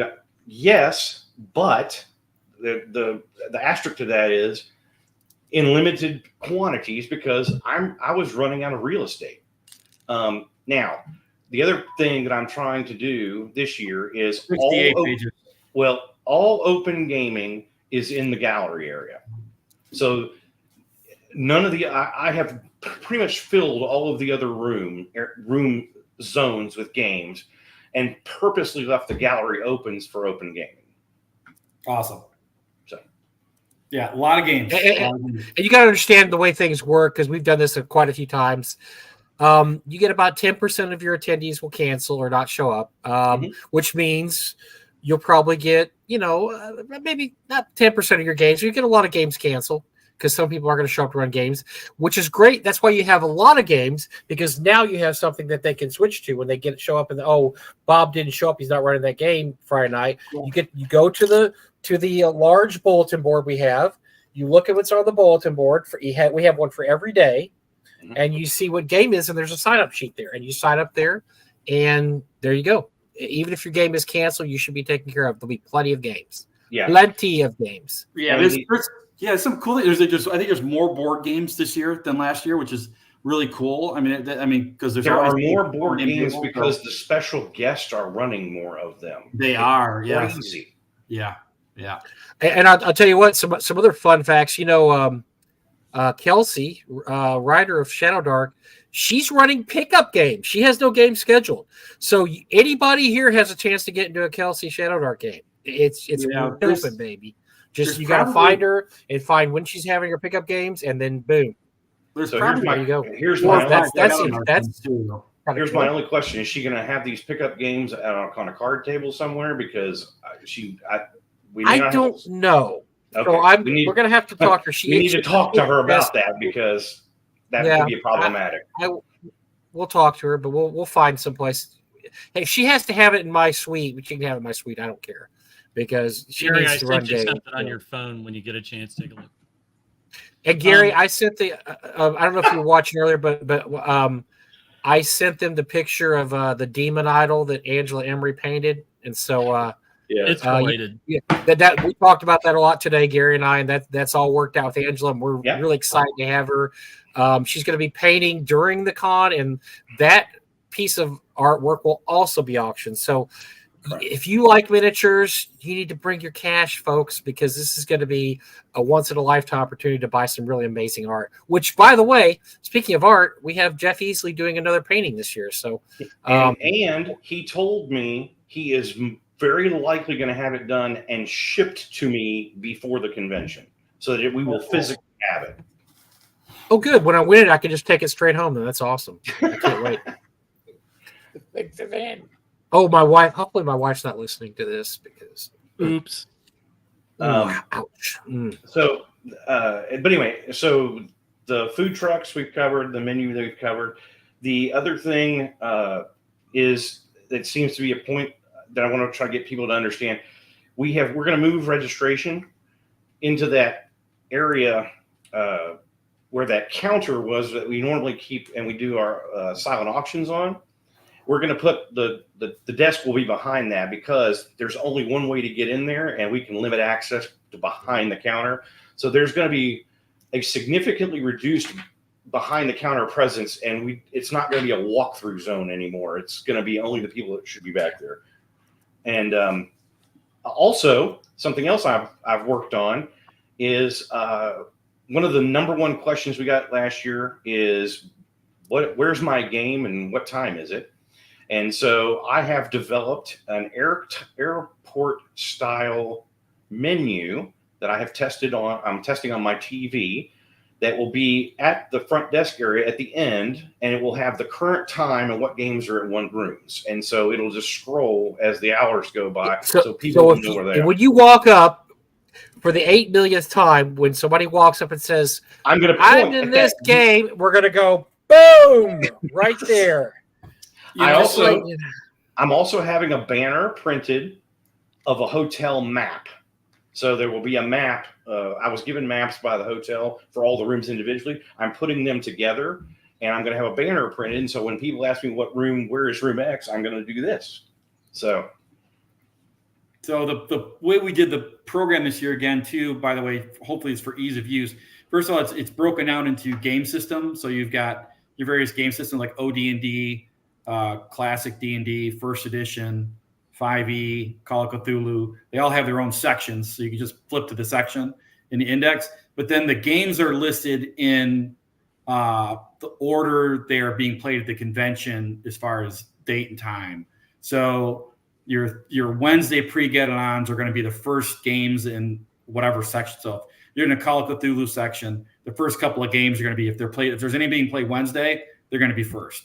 And then Thursday, Friday, Saturday, Sunday. Some games obviously have multiple sessions, but they'll be listed then at their first possible session. We won't list them multiple times. So because then if I had to do that, this book would be 200 pages long. So can't possibly do that. But so that's how the program works, by the way, for all of you out there thinking about that.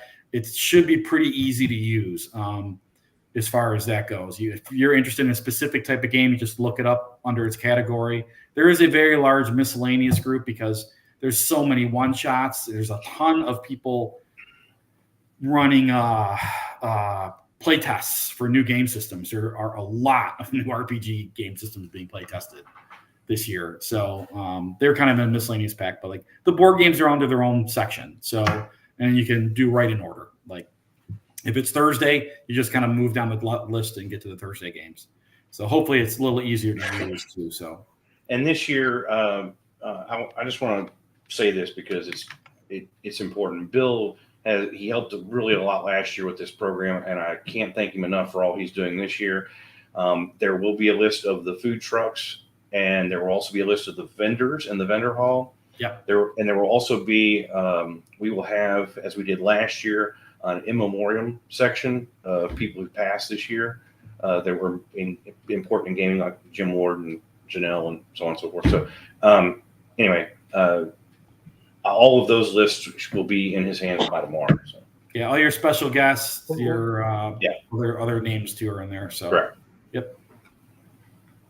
Yeah, we also, I mean, not just the big names, but also the people that came to the con every year that yes. Gary and I were just talking about. These are people we saw every year that we didn't necessarily say hi to or talk to all the time, but they were there every single year for like the last 10 years. And a couple of them passed away also last year, which is really sad because, you have a convention like that. You always think you're going to be able to talk to everybody and meet everybody. And I always have a great story that I didn't talk to Alan Hammock until the third time he came to the con. I was just so busy all the time. And then I started talking to him, going, this is a cool dude. God, how can I not talk to him the last 3 years? But that's just the way it is. There's just so many people there. There's so much going on that you don't have time to say hi to everybody or meet everybody. And I feel bad sometimes that we don't get a chance to say hi to everybody that comes that we see every year. That come. That's why I like working the registration desk, and I think that's why Doug did too.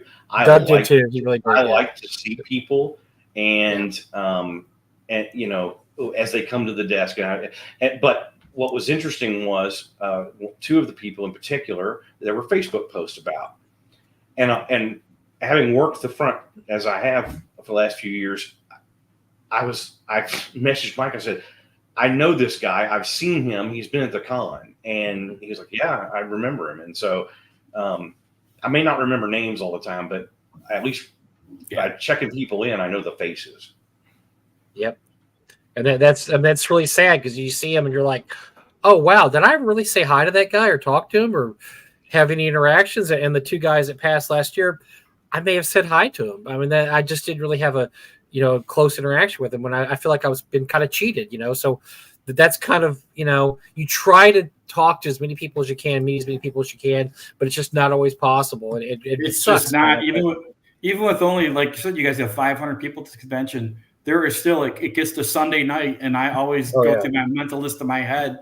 Oh my God, I didn't get a chance to sit down and talk to so-and-so or even chat with this person. And it's just, it's crazy how fast it goes. And that's why people are showing up on Wednesday night, Wednesday morning, and Tuesday night, and staying through. Well, and I have several special guests that want to stay till Monday. So, and Gary can vouch for this. We have people coming in Tuesday now because they want to hang out on Tuesdays. I have 31 room reservations for Tuesday night. Yeah, I'm one of them. Yeah, I'm just saying. There's 31. There are about I think 78 or 83. I don't remember on Wednesday, and then it just goes up from there. But we're coming in Wednesday. We're going to be GaryCon pretty soon, where people come in on Sunday, and they start gaming the week before. So that's going to be pretty quick here.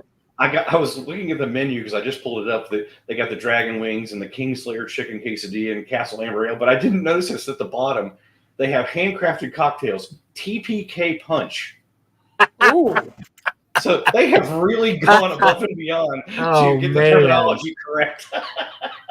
TPK. There's got to be somebody on that staff that plays D&D, Gary. They know too much. They're way too knowledgeable. I think there are 2 people on staff that play. Mm-hmm. So, well, they did a great job, and we're excited this year. We have more people than we've ever had this year, and we're hoping it runs smoothly. And the great thing about our con also is that so many of the people that come help out people. Hey, I don't know where this room is. So they'll take them there. Okay, I'll take you there. I'll take you where this is. We have people just help each other so much at the con. It's great. And we have people every year comment on that. Like, hey, I didn't know what was going on. I came to the con and this person showed me around. This person said, we're having a game. You can jump in my game. I mean, it's just an awesome atmosphere there. It really is. And to Mike's point, what's funny is people will say, somebody will help him like that. Does he work for the con? I'm like, no, he just has been here forever. He knows how this works. once you've been there for 10 years, at that point you're on the staff. Honorary staff at that point. Yeah. Start helping people. Yeah, we're not going to tell you what to do. You just start telling people what to do. So it's awesome. Well, I was just going to say thank you, Mike. Thank you, Gary, for doing this every year. Yep. To people like me, I think it means the world to be able to come down and enjoy your convention. And I know I wouldn't miss it. I'm not alone. Well, I'm just we have so much fun. Gary and I have a blast now. We do. And Gary and David, I mean, this is, I always tell my wife, it sucks because the buildup is so, you have the build up. And then the week of the con, it just goes like that. And then you're sitting there Monday and like, okay, we're through. We got a whole year to the next one. It's just like, wow, right. I can't believe it. Mike's right. We have a lot of fun doing this, but also Mike and I think are both in agreement. We're trying desperately to maintain what Doug wanted the convention to be so that we can carry it forward. And that is the big driver for me is I'm trying desperately to make sure that keeps going that way. So we don't want to be like other cons. I'm going to throw something out. I used to really love going to Winter Fantasy in Milwaukee because it was a show that was outside the regular summer convention circuit. And it was a great place to go to just to play and hang out. And, I don't think it has to be nearly as an organized event, but holy shit, it would be really easy to hop on a plane and fly to Texas in January and just spend a long weekend hanging out and playing games with my friends. So we had a game day this last January, right. And Mike and I have talked about trying to do 2 or 3 game days a year. So and I'm just going to say it this way, and I'm not complaining. I'm just telling you the way it is.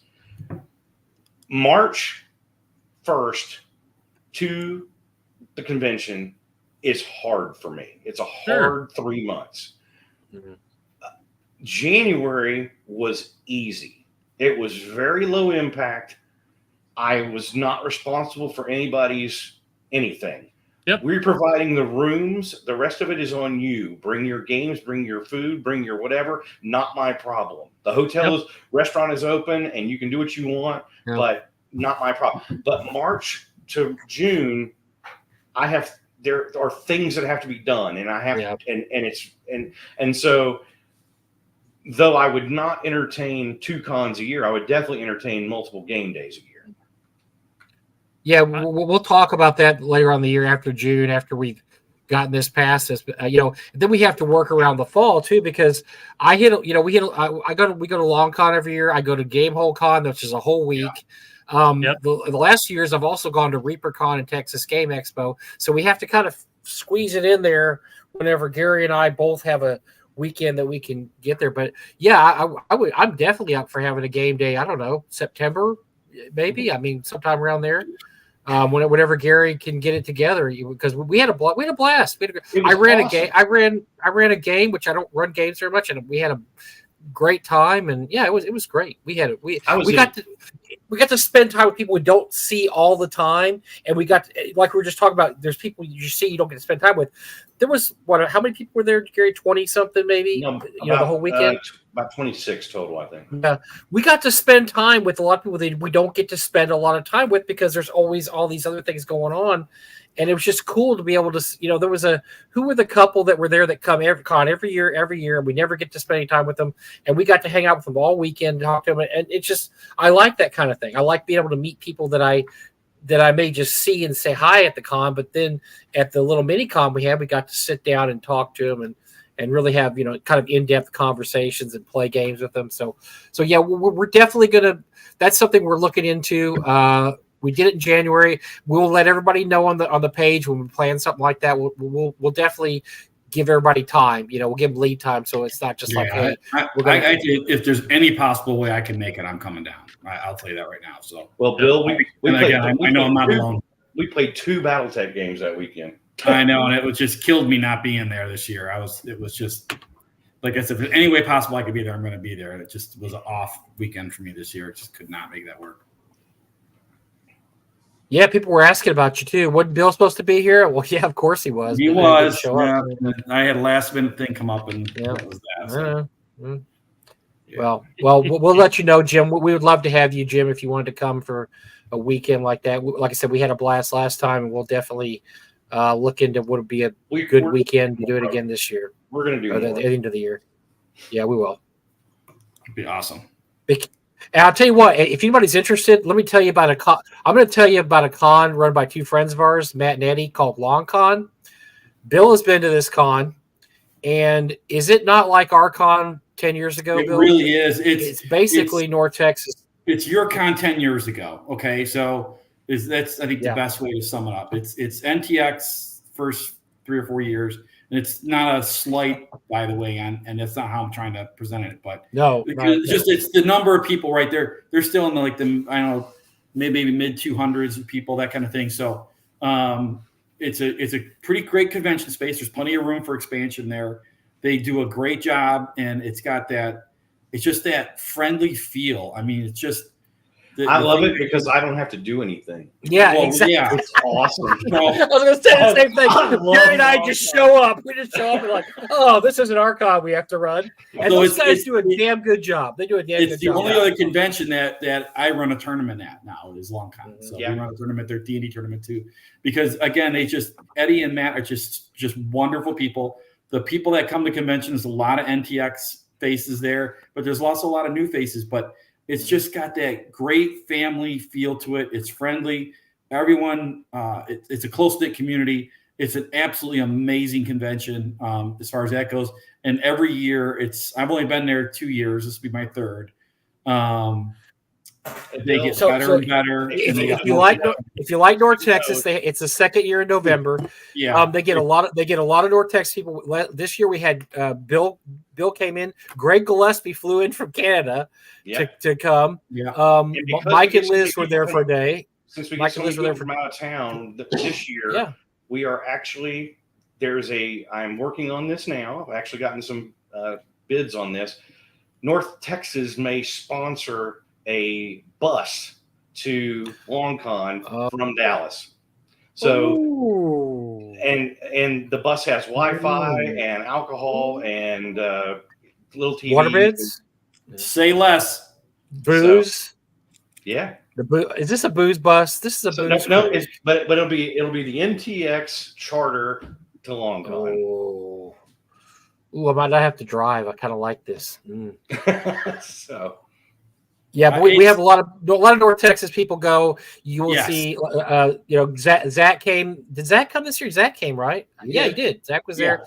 We get all kinds of people in. Came. Kelly and Mike both came. No, it's just it's a great crowd. It's a great feel, and like it's a good venue. It's at a Holiday Inn, but it's a Holiday Inn convention center, so it's not the newest in the world. So I'll give it that, but they do a really nice job. There's lots of space, and unlike North Texas. There are a million food options that you can walk to. There's a lot of deep right there. It's true. Well, no, he's not wrong, but they are definitely within walking distance. Wrong. He doesn't have the walking distance part of that down. So and that's another hotel that really, we talked about how the Westin staff really buys in and goes all in. And that's, I think, what part of makes Long Con great, too. You don't feel like you're at a hotel that's just running a convention. That staff also is incredibly attentive. Yeah. They do the same thing, that the bar is fantastic. They do their food service is pretty good. So they really buy into it. It's nice to see that going on. So it's a great con. I tell anyone, if you can't go to North Texas, go to Long Con. Okay, well, now we got to get Jim to Long Con, too. We got to figure out how to get Jim to Long Con. So Ben is coming this year. Ben Barsh is coming out first year, too, to Long Con. Awesome. Oh, okay, good deal. So we're bringing him down. Yeah. So to Bill's point about the staff, though, the Westin staff also had a staff meeting yesterday.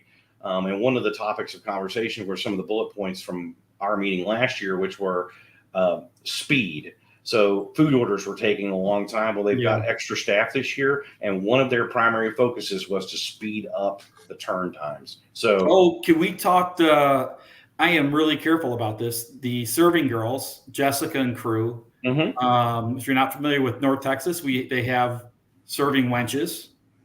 and they are absolutely 4 lovely ladies who will take your orders, and they just kick butt. They're amazing. Yes, they do. They add such a great dimension to this convention. Again, it's another facet you guys have, which other conventions just don't have. I'm sorry. I don't know why, and I don't know why, because it's easy enough to do. And I talk to other conventions, and I say, "Why don't you do this?" It's just. I understand it's hard to get people that you trust in that kind of job, but when we hired our first girls, it was through promotional services. That's what promotional services do. They hire girls for events, and they're all vetted, and they have, they're all professionals. And so we just started from that, Doug and I, because we wanted somebody to be able to serve drinks and food, and it just blew up because people loved it. They were just like, why doesn't every con do this? I can't believe that, you guys are the only guys that do it. And here we are 15 years later, we're still the only con that does it. Let me tell a funny story. Games Workshop Canada had a guy named Greg Avdeef, who's a friend of mine, and he worked in the retail area for forever and ever. He was an area manager in retail. But like all things, he eventually wanted to actually be paid real money, and he left for a job in promotion services. So the Games Workshop Canada offices, if you've never been to Canada, Easter weekend, everything shuts down, right? Pretty much all the retail stores close in Ontario on Saturday night at 6:00. Everything's closed on Easter Sunday. So the staff tournament was every Easter weekend Saturday. It started at 6 and it ended at 6. And the alcohol opens at 6:01, right? Everybody starts by popping the beers open and opening the bottles and the whole 9 yards. And it's 12 hours of drinking and 40K. And so it was BYOB. But Greg, when he left, went to a promotional services company. And one of his first jobs that he got was working with Smirnoff Ice. And so Smirnoff was trying to get traction in Ontario, and they would show up at anywhere if you had more than 20 people, right? Didn't matter. They'd bring a van with Smirnoff Ice and Smirnoff Ice girls. Oh. And so Greg gets the job, and the staff tournament that year was sponsored by Smirnoff Ice. And so literally 2 incredibly attractive young women in incredibly tiny Smirnoff Ice outfits started serving Smirnoff Ice at 6:00 in the morning and ran for the next 12 hours. And I kid you not, the back half of the 40K tournament, guys were literally passed out on tables because they were just never going to say no to the Smirnoff Ice girl. And so it's the only time it was ever catered, but it was spectacular. It's the glorious stuff of legend. That's glorious. Awesome. It was fabulous. Absolutely. But yeah, Jessica and Chris, Summer, Becky, and there's another new girl this year, right, Gary? Yes. They're I don't know. They're attentive. They're fantastic, and they're part of the convention. I mean, the convention without Jessica there. 100%. And they have developed so we had a program and we had a system in place, and over the last 4 or 5 years, even before Doug was gone, they have developed their own system. They have refined the system, and I don't have to handle it. It just happens. Yeah. So yeah, they're awesome. They do a great job. And like I said, I don't know why more cons don't do something. And I understand if you're a bigger con, you really can't do anything like that. Maybe that's our secret is, 500 people. It's easy to do something like that because you can't do that with 5. You can't do it with 5,000 people. You couldn't do it, but 500 people, you can easily do it. But it's become a feature of our con, and everybody loves the girls, and it's just it's great. It's great to have them every year. Shirt sales for them, where you can put your ads or whatever. Doc Ben has always done. He's started getting the Friday night slot so he can put some sort of BattleTech logo on their shirts. But that's been another party pleaser too. People really like having them rep their shirts. So, as fun as it is to talk about our con for the 15th time in 15 weeks, because we just love to pimp our con. Are we going to say anything about Greyhawk tonight, or is this? We got to say something about Greyhawk tonight because we have 15 minutes left. I think that I have some opinions, and I bet Jim does, and I bet Bill does. So yeah, we gotta let Eric say something. No, I got attacked. I got attacked in the OSR group on Facebook for doing my video and sharing a link and being accused of clickbait with unverified sources or some shit like that. And I was, and by the way, it was somebody with a history of not generally liking me. So, and I was like, I'm an admin in the group. What are you doing this to me? And the argument, I'm like, well, here's the original article. Well, I don't think it's true. I'm like, well, it was on N-World. That's not a reliable source. I'm like, oh my. Joe Block did a video on it. I don't know who Joe Block is. If you are, by the way, somebody who knows about Greyhawk and you don't know Joe Block in the OSR, you got some major issues. So I just want to say, just so we're clear, I know who Joe Block is. Yeah, so yes. I mean, I'm sorry. It annoyed me because if anybody else had put up the video, it would have been like, oh, ignore. And by the way, the person they accused me of being too much of a cop because I went and I looked and went, oh, you never comment. You never comment. You never post. This is your first comment. Well, gee. So I just wanted to get it off my chest. Whatever. It was annoying me. So set up the background. Why are we talking about Greyhawk in this barren land that has not been Greyhawk for 10 years? All right. So why are we suddenly talking about Greyhawk? Preface this with WotC does a horrible time advertising its 50th fucking anniversary. Oh, we're gonna talk. We could talk a little bit about that because I have an angle. Yeah. They apparently they're like, oh no, we'll give this to like some online only magazine or print only magazine, and it'll just slip out, and then it'll get picked up. You know, you should be sharing this on, I don't know, D&D Beyond, your own in-house receptacle for news. You should be sharing the news. But in any case, the news is that Greyhawk is going to be the sample setting in the 2024 Dungeon Master's Guide, and it's going to include a map of the world of Greyhawk, and then on the other side, a post of this poster map is going to be the city of Greyhawk. I just want to know if it's going to be Darlene's map, and if so, is she going to get compensated? Probably not. It's not going to be Darlene's map. No. I'll let somebody else talk before I do, because I'm probably going to have a different viewpoint, maybe. Well, I just want to say that I would say this is throwing a bone to the old guys, but they've already shown they don't care about old people. They don't care about us. So I think this is just a chance to get the IP out there and to say, yes, we still own Greyhawk, because they really haven't done anything this since Living Greyhawk in 3rd edition. There really wasn't any Greyhawk stuff in 4th edition. They didn't talk about it in 5th edition. So I think this is just them getting the license out there and saying, yes, we still own Greyhawk. Here it is. I don't think this is any grand plan. I don't think we're going to see any Greyhawk modules. I just think this is for them to say, it opens it up in the DMs, we still, the DMs guild. That's what I was going to say. And we still own it, and here it is. And, you can play in our sandbox, but, I haven't, this isn't something I can really rant. I don't really have a rant about this because I just think it's inconsequential. I told Eric earlier to talk about this. I said, it doesn't move the needle for me at all. It doesn't make me want to buy the books. The maps, I have 2 maps. I've got the beautiful Darlene map. Then I've got the beautiful reprint map they did for Dungeon Magazine, years back. So I don't need another map of Greyhawk. And, I don't really need their take on Greyhawk because God knows how they're going to fuck it up, because they will. So, it just doesn't move the needle with me. That's my take, is that ho hum. I'm sitting there waiting for them to screw it up. That's the way we've gotten so far. I'm sitting there going, okay, how are they going to screw it up? How are they going to screw it up? So I look at it this way. I think it's actually a good thing. I'm actually enthused by it that they're doing this. Not that I have a lot of confidence necessarily in what they're going to do down the road.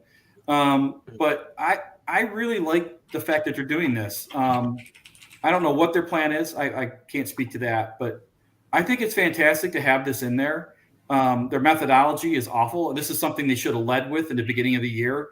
Yep. but again, they've totally dropped the ball on this 50th anniversary thing. Yeah. But the way I look at it is, if they're going to put Greyhawk in a DMG and the intro campaign thing, I know what this is going to do.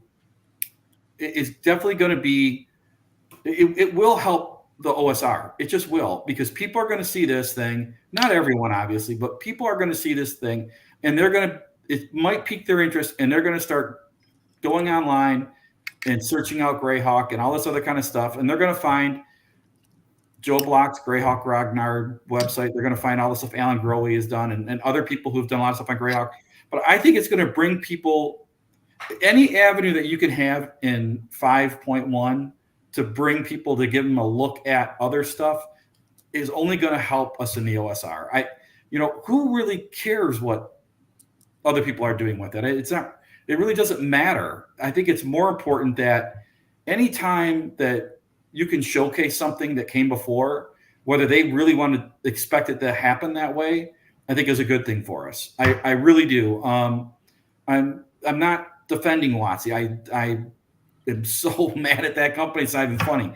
But this is one of the things I think that I don't want to give them a lot of credit for doing it, but I think it's a good thing. I really do. And if people say, hands off my Greyhawk, look, they own the IP, guys. I don't know what to tell anyone out there anymore.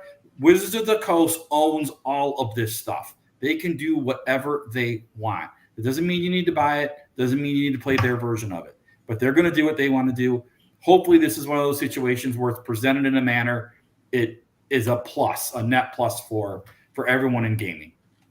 It may not be, but I'm hopeful in that way, and maybe an unintentional way for Wizards of the Coast and people who enjoy all this old school stuff. It will be a plus for us. Bill, I have a question though for you. When the last time they did Greyhawk was 3rd edition, and the people working on Greyhawk then, they loved Greyhawk. They knew Greyhawk, yeah. and they were people who enjoyed Greyhawk. Do we have anybody on staff at this point at WotC that loves Greyhawk, that wants to do anything with Greyhawk? That's what I'm saying. Hold on. I don't think they're going to do anything.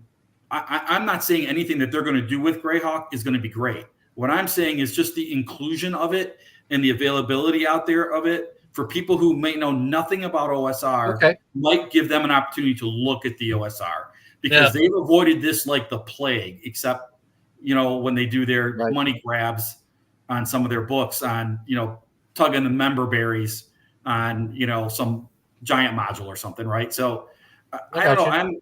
I'm okay with that. I absolutely am okay with it. Look, do I trust them to do anything competent with it? Not really, because I don't think there's a whole lot of people there. Now, I hope this is one of those situations. Please prove me wrong, right? Because Greyhawk deserves a place. It just absolutely does. I'm a bigger Greyhawk person than I am a Forgotten Realms person by far. I'm ready to explode. All right, who's ready to go? Explode, baby. So let's talk about a couple of things. Number one, if I'm not mistaken, for ownership for copyright, you actually have to have something in print every 20 years. Is that right? That's definitely a part of it, Jim. 100%. Yeah, so let's recognize that one of the reasons that Gamma World manages to crawl back out of the crater they've put it in is because they want to make sure they refresh the IP ownership rights. This is one reason why Hasbro continues to license out G.I. Joe. There are terrible little tiny figures. Yeah. There's the other 8-inch line that's a Target. This just keeps the copyright refreshed. And so Greyhawk, if you look at the copyright symbols, the copyright and trademarked terms that WotC owns, Greyhawk is one of them. So Greyhawk has to be back in print in some way, shape, or form. There's always going to be a time period, but it's never going to be less than 20 years because they have to be able to prove that they have exercised their IP rights. So that's the technical piece aside. I lean with Bill, right? And I think I'm going to talk to two edges of the sword here. Number one, I think it's great. I think it's great because exactly somebody in the comments said there's 75 times more people that are now aware of Greyhawk. I don't know if that number is that high, but just the fact that we are all starting to talk about Greyhawk again is a good thing. I will say that we need to put this out on the community, right? We are a community of old duffers. And the old duffers need to pull back all the things that we want to say, which is they're gonna screw it up. There's nobody there that loves us. There's nobody there that cares. We go, whoa, right? Because there are people who care in the community. They just might not work at WotC. Now, we haven't seen what they've come up with, and they very well may surprise us with a better product than we think they're going to deliver. I'm hearing some sort of mixed signals on Vecna that just came out this past week. But regardless of that, it has no effect on the community, right? So we all love Greyhawk Jesus. You know, Alan Grohe has done more for Greyhawk in the last 5 years than probably 20 other people combined. Bob's Webs, like there's just no shortage of great websites that have tons of detail and how Greyhawk got started and what are the roots of Greyhawk. And do you want to go explore Earth? You can. All of this, right? I would put back on the community, buckle up, because you better start getting ready to put your best face forward. You better get ready for absolutely the most noobish questions imaginable, right? The most irritating questions, and you're going to get the same damn question 50 times a day in blog posts or in emails or whatever. But this is that time where really and truly everybody ought to take a step back and take a breath and figure out how it is. When's Greyhawk hit? Greyhawk hits in the fall. Isn't it going to be in the DM's guide when it gets out in the fall or winter? It's fall. Right. Yeah, the DMG's coming out before the end of the year. And I think our messaging should not be they're gonna fuck it up. They don't have anybody there that loves them, that loves the property, and they're WotC and they suck. And by the way, they're WotC and they suck. Like that stuff just needs to end. Because we can't change that piece of this pie. 100%. Right? They're gonna bake it, it's gonna come out of the oven, and they're gonna serve it up, and it's gonna land or it's not. But what we sure as hell can do is spend the next 4 months getting everything ready, right? Like if I was Alan Grohe, I would have a spot on my website that says, you don't know anything about Greyhawk, click here. And it should be just this wonderful document, a PDF that you could download that literally explains the basic roots of Greyhawk, how the campaign got started, why people are still talking about it 50 years later, and have links to all these great places that we know. But if the OSR, if the community of beardy, balding white guys pushes back and is like, no, we're missing a great opportunity to draw more people into the thing that we love, and I think that would be a terrible mistake. So I'm gonna counter that just a little bit. I don't disagree with you and Bill are saying. But here would be my counter: the Dungeons and Dragons movie, and I'm not talking about the latest one. I'm talking about that steaming pile that came out in the 90s. Yep. I saw people go see it, and I had already been warned about what a steaming pile it was, and so I said, I'm not going to spend my money. No, you have to spend your money because we have to show we care about the product. And if you don't go see this crap movie, then there won't make any more crap movies, and there won't, and nobody, and they'll know that nobody support. There'll never be another D&D movie again. I disagree with that. I think you have, yes, it's good to support a product, but it has to be a good product. I don't think there's any advantage in supporting garbage products. I don't think the product matters. I genuinely I don't care about the Wizards of the Coast product, and I don't say that in a mean way. I don't say that in a pejorative. I don't need to buy this way. It's going to sell X number of copies. Whatever the number of X is, I don't know and I don't care. But we have an opportunity to really extend a hand and show the RPG community as a whole why Greyhawk is great and why we still talk about Greyhawk. And I would really counsel people, you know, if I've got 4 or 5 copies of the Greyhawk map sets. I have way too many. But I am not going to sell any of them before November or December, because after this book comes out, there's going to be people that are like, that map folio looks cool and I'd like one. And that's a great time to sell it versus over the summer, because the only people at North Texas or Gen Con are people who probably, like me, have as many or more copies than I do.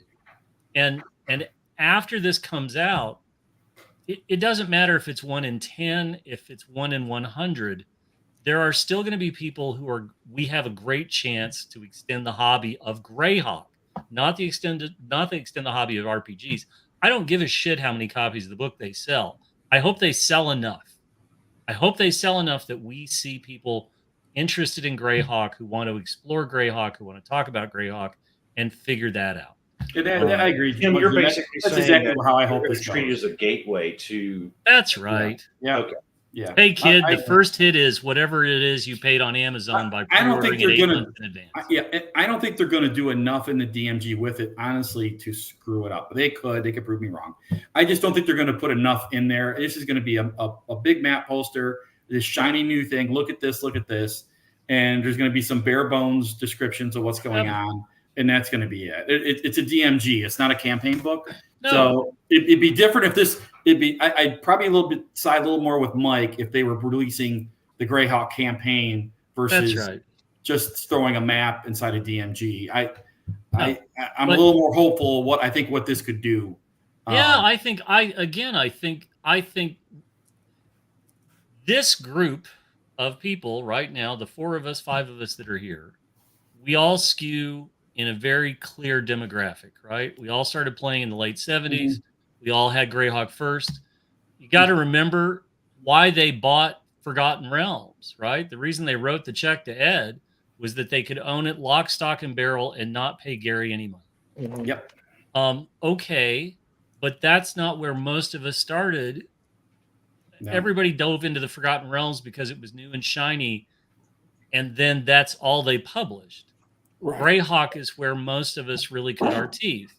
And Greyhawk is where the roots of the hobby really lie. You know, they need to understand who Tenzer was, right? We make Melf jokes, but if they don't understand who Melf is, they don't get the jokes at GaryCon. Well, this is going to lead me into the big disconnect of them and the 50th anniversary. Exactly what you're saying. But we've talked about that. We've talked about that, and truthfully, we're sort of over time now. But I'll hit this real quick. Okay. We can't change anything. None of us talking about this can change anything about the 50th anniversary of D&D. But we can all celebrate it in our own ways.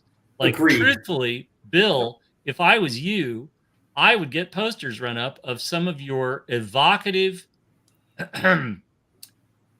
introspective artwork to the earliest parts of our hobby. Because truthfully, if you said, I'm going to do a print run of 50 nice canvas of this piece of artwork that is a homage to something from early days, I'll buy it.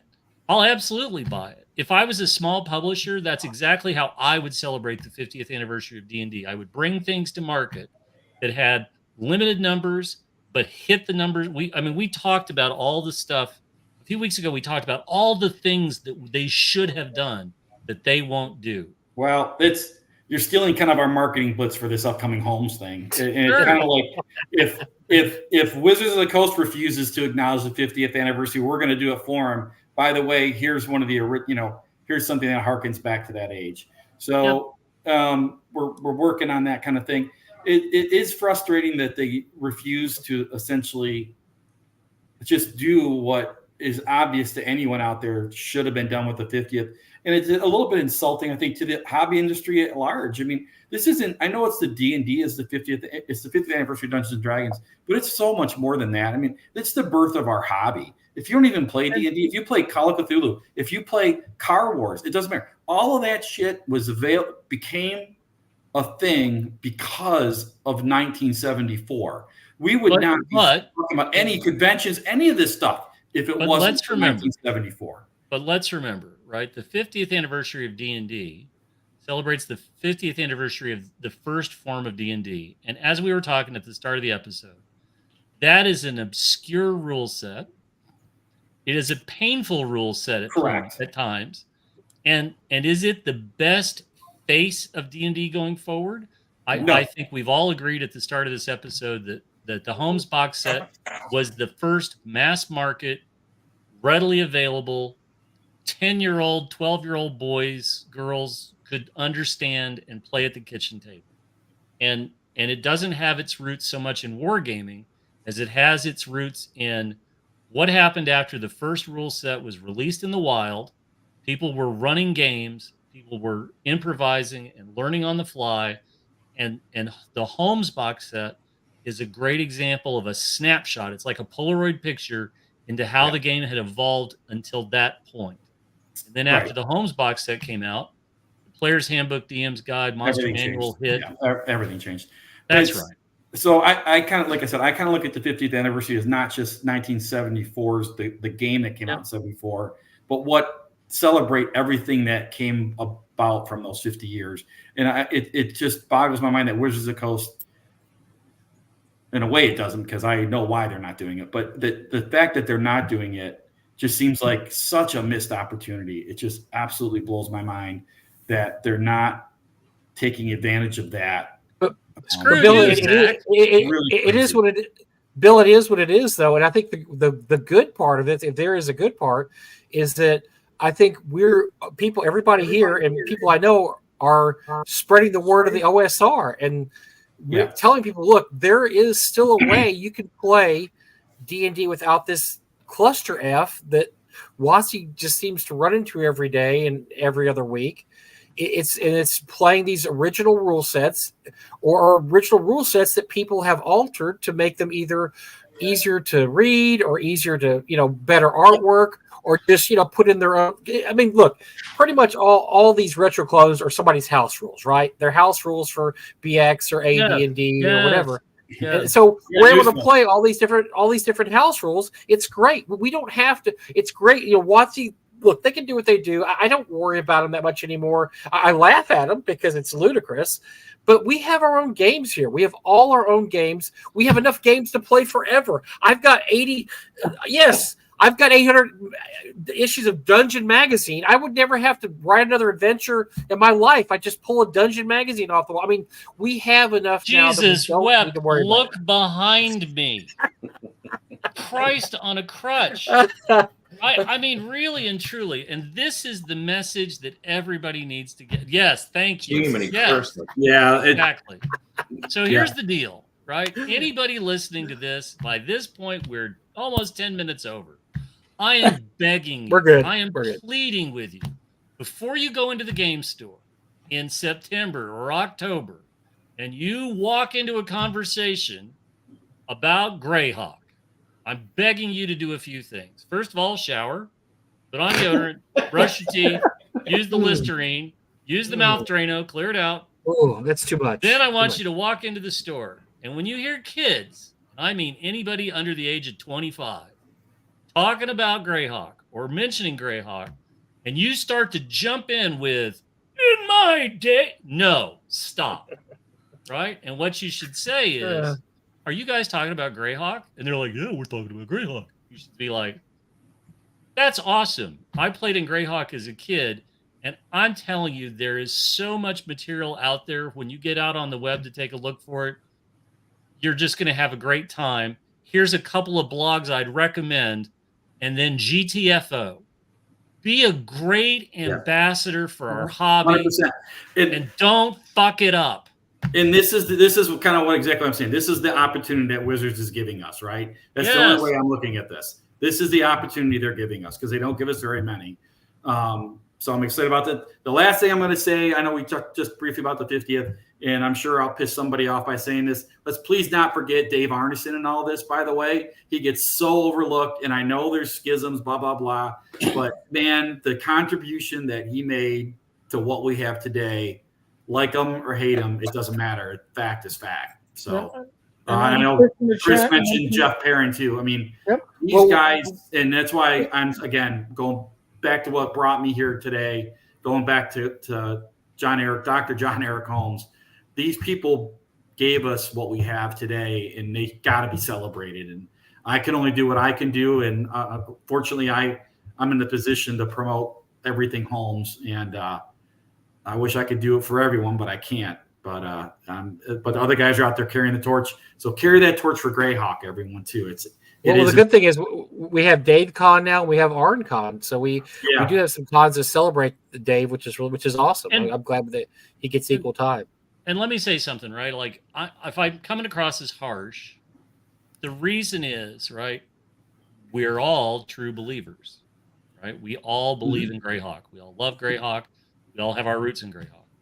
And it's really hard when you are in the circle to make sure that your passion does not come across in the wrong way, right? Like I have seen and have been on the receiving end and have probably inflicted passion about my hobbies with people in a way that is less than productive. And so I'm speaking from my own personal experience here, but we have a great opportunity with this. We have a tremendous opportunity. We have a better opportunity than the community has had since third edition Greyhawk Adventures or fourth edition Greyhawk Adventures. When did the book come out? Yeah, right. Like almost 20 years ago, 2004, 2007, something like that. And we have an opportunity now. The websites that we're talking about, the people that we're talking about have really, this is matured. This is wheat from the chaff. This is the kind of stuff that really matters. And again, I think it's real easy to lead with, well, WotC has done nothing but screw the. Stop. Just stop. Because we don't want to talk about WotC. We don't want to talk about what we see are missteps or how they bungled it. I think instead what we do is just say, when I was a kid, I can't tell you how much fun we had in Greyhawk.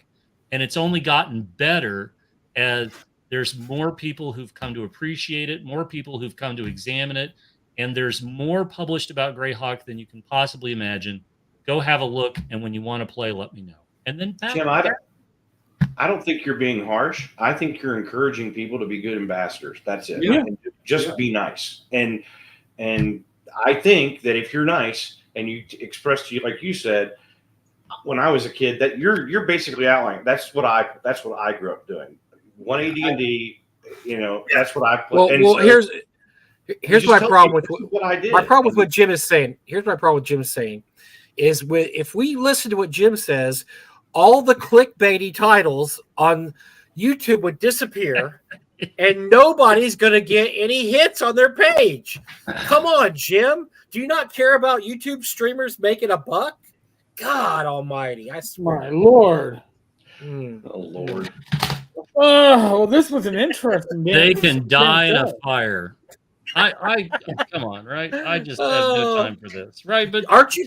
Wait, hold on. You're telling me you're tired of seeing the clickbait titles, "The End of D&D," and a picture of somebody going, I'm going to use one of my favorite lines of all time. Their clickbait titles can find no purchase on my rocky, barren soil. I have never followed a clickbait link. I will not follow a clickbait link. I know that, like, that sounds strange, but I don't have time for this shit, right? I don't care. Because really and truly, this is why I come to North Texas. I come to North Texas because I want to surround myself with people who are reasonably rational. Yeah, there's a few loose wingnuts, but really and truly, I just want to be around reasonable people who just want to play, want to have a good time, roll some dice, figure shit out, have some booze, and call it a day. And that's it. And more than anything else, right? So here's the deal. What we have lost sight of in this age of streamers and influencers and clickbaity people, and hey, make sure you hit like and subscribe. Yeah, you can like and subscribe to that. But more than anything else, what we have forgotten is this is a hobby where the root in collaborative storytelling, and the reason is that 10 years from now, I will still be telling the story of Edwin versus the Frost Giants at GaryCon from 7 or 8 years ago, because it's still one of the greatest stories of, hey, let's go attack those Frost Giants. And everybody else in Talanian's Hyperborea game were like, no, they're Frost Giants. We're not going to do that. And Edwin went down and immediately died. And as if it wasn't good enough that he got killed by the Frost Giants and stomped on by the Frost Giants. And when the Frost Giants left, we looted the body. Because that's what we should have done. And that's why this is a medium and a hobby that is so rewarding. It's not about clickbait. It's not about like and subscribe. It's about the stories we craft with each other and we tell for the next 20 or 30 years. And every time they come up, it's like that episode of Star Trek, right? It's like Darmok gave a hand job to whoever. I can't remember it, right? But I will forever remember Edwin versus the Frost Giants. And every single person who was in that game that I still know and friends with, all I have to do is say that, and everybody's like,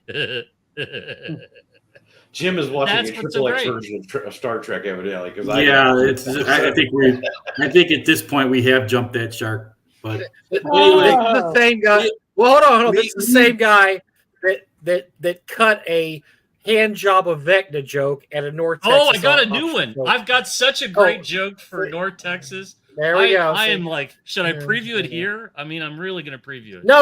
I want to be surprised. No, I want to be surprised because I look forward to Jim becoming his real self.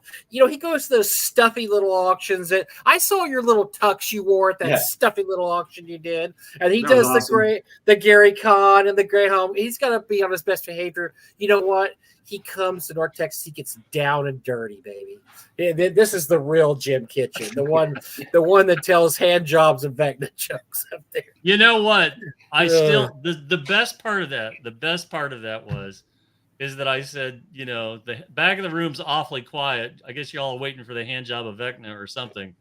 And there was a split-second pause because everybody was essentially trying to process what they heard. And when they did, the back of the room exploded. And I was like, I'm home. I'm finally home. The look on your face, like, I didn't know the look on your face was telling me a story. I wasn't sure they would go for that, but they did. So, hey, let's roll, baby. Let's roll. Yeah, it was great, man. Well, I'm sorry we went so far over, Eric, but we had a full house tonight. We had to get everybody, you know. Jim will never have a channel. Why would I have a channel? He's a regular irregular, as we like to call him. I'm irregular, that's for sure. And I won't show my ugly mug until we get ready to do Gamma X. How's that? Oh, thank God. I mean, no, that's terrible. We'd love to have you on anytime you want, Bill. I love you too, Mike. Bill. Gary, thanks for coming on. We're sorry to interrupt your busy evening. I'm sure you had a busy evening. I sent him a picture. It made up for it. He did. Yeah, actually, yes, Gary, thank you for joining us. No, I'm glad to do it. I want everybody to know all the things that are happening in North Texas, and I'm just glad to be able to help. So. It's gonna be awesome, guys. It's gonna be great. It's gonna be awesome. I want my Jim TV. Oh, Jesus Christ, Zach! Yes, there you go. Jim TV, yes. Jesus Christ. And the first video Jim makes, and the first video you make, Jim, has to be called "The End of D&D" with a picture of you going like that. Please. I want to shout out to Drink the Paint Water too, because he mentioned Mystara earlier in this. Yep. That's my second favorite campaign thing. Honestly, Forgotten Realms is like somewhere down near the bottom somewhere. Jason, that's Jason Bronkowski, who's one of our special guests this year. Also. Oh, it is Jason. All right. Yeah. So yeah, he'll be there with his beautiful wife, his wonderful wife Janelle. It's going to be awesome. They're going to be there. Jason doesn't make it every year, so I'm so excited when he does, because I have a lot of dice bags that need to be drawn on, and I'm just going to leave it at that. If you know how the story ends, you know how it ends. But Jason has been doing custom sketches on my dice bags for a few years. You have to ask me to see them offline. I cannot. Well, his costume from way back will live in NTX infamy. Okay. All right, we're done. Wrap us up. Some people have bladders that need to get emptied. Folks, as always, thank you to everybody that should. I would thank Mike, but he fucking already knows. No. Be safe, be well. God bless. Roll this ice, roll them well. Tomorrow I will be on Wizard Tower Games live stream at 8 to 9. 9 o'clock. I'll be in the Discord live stream with Glenn Hallstrom Friday at 8, and my lovely wife Rachel Saturday at 8. All right, folks. Later, everybody. Thank you. Good night. Later. Cut it out.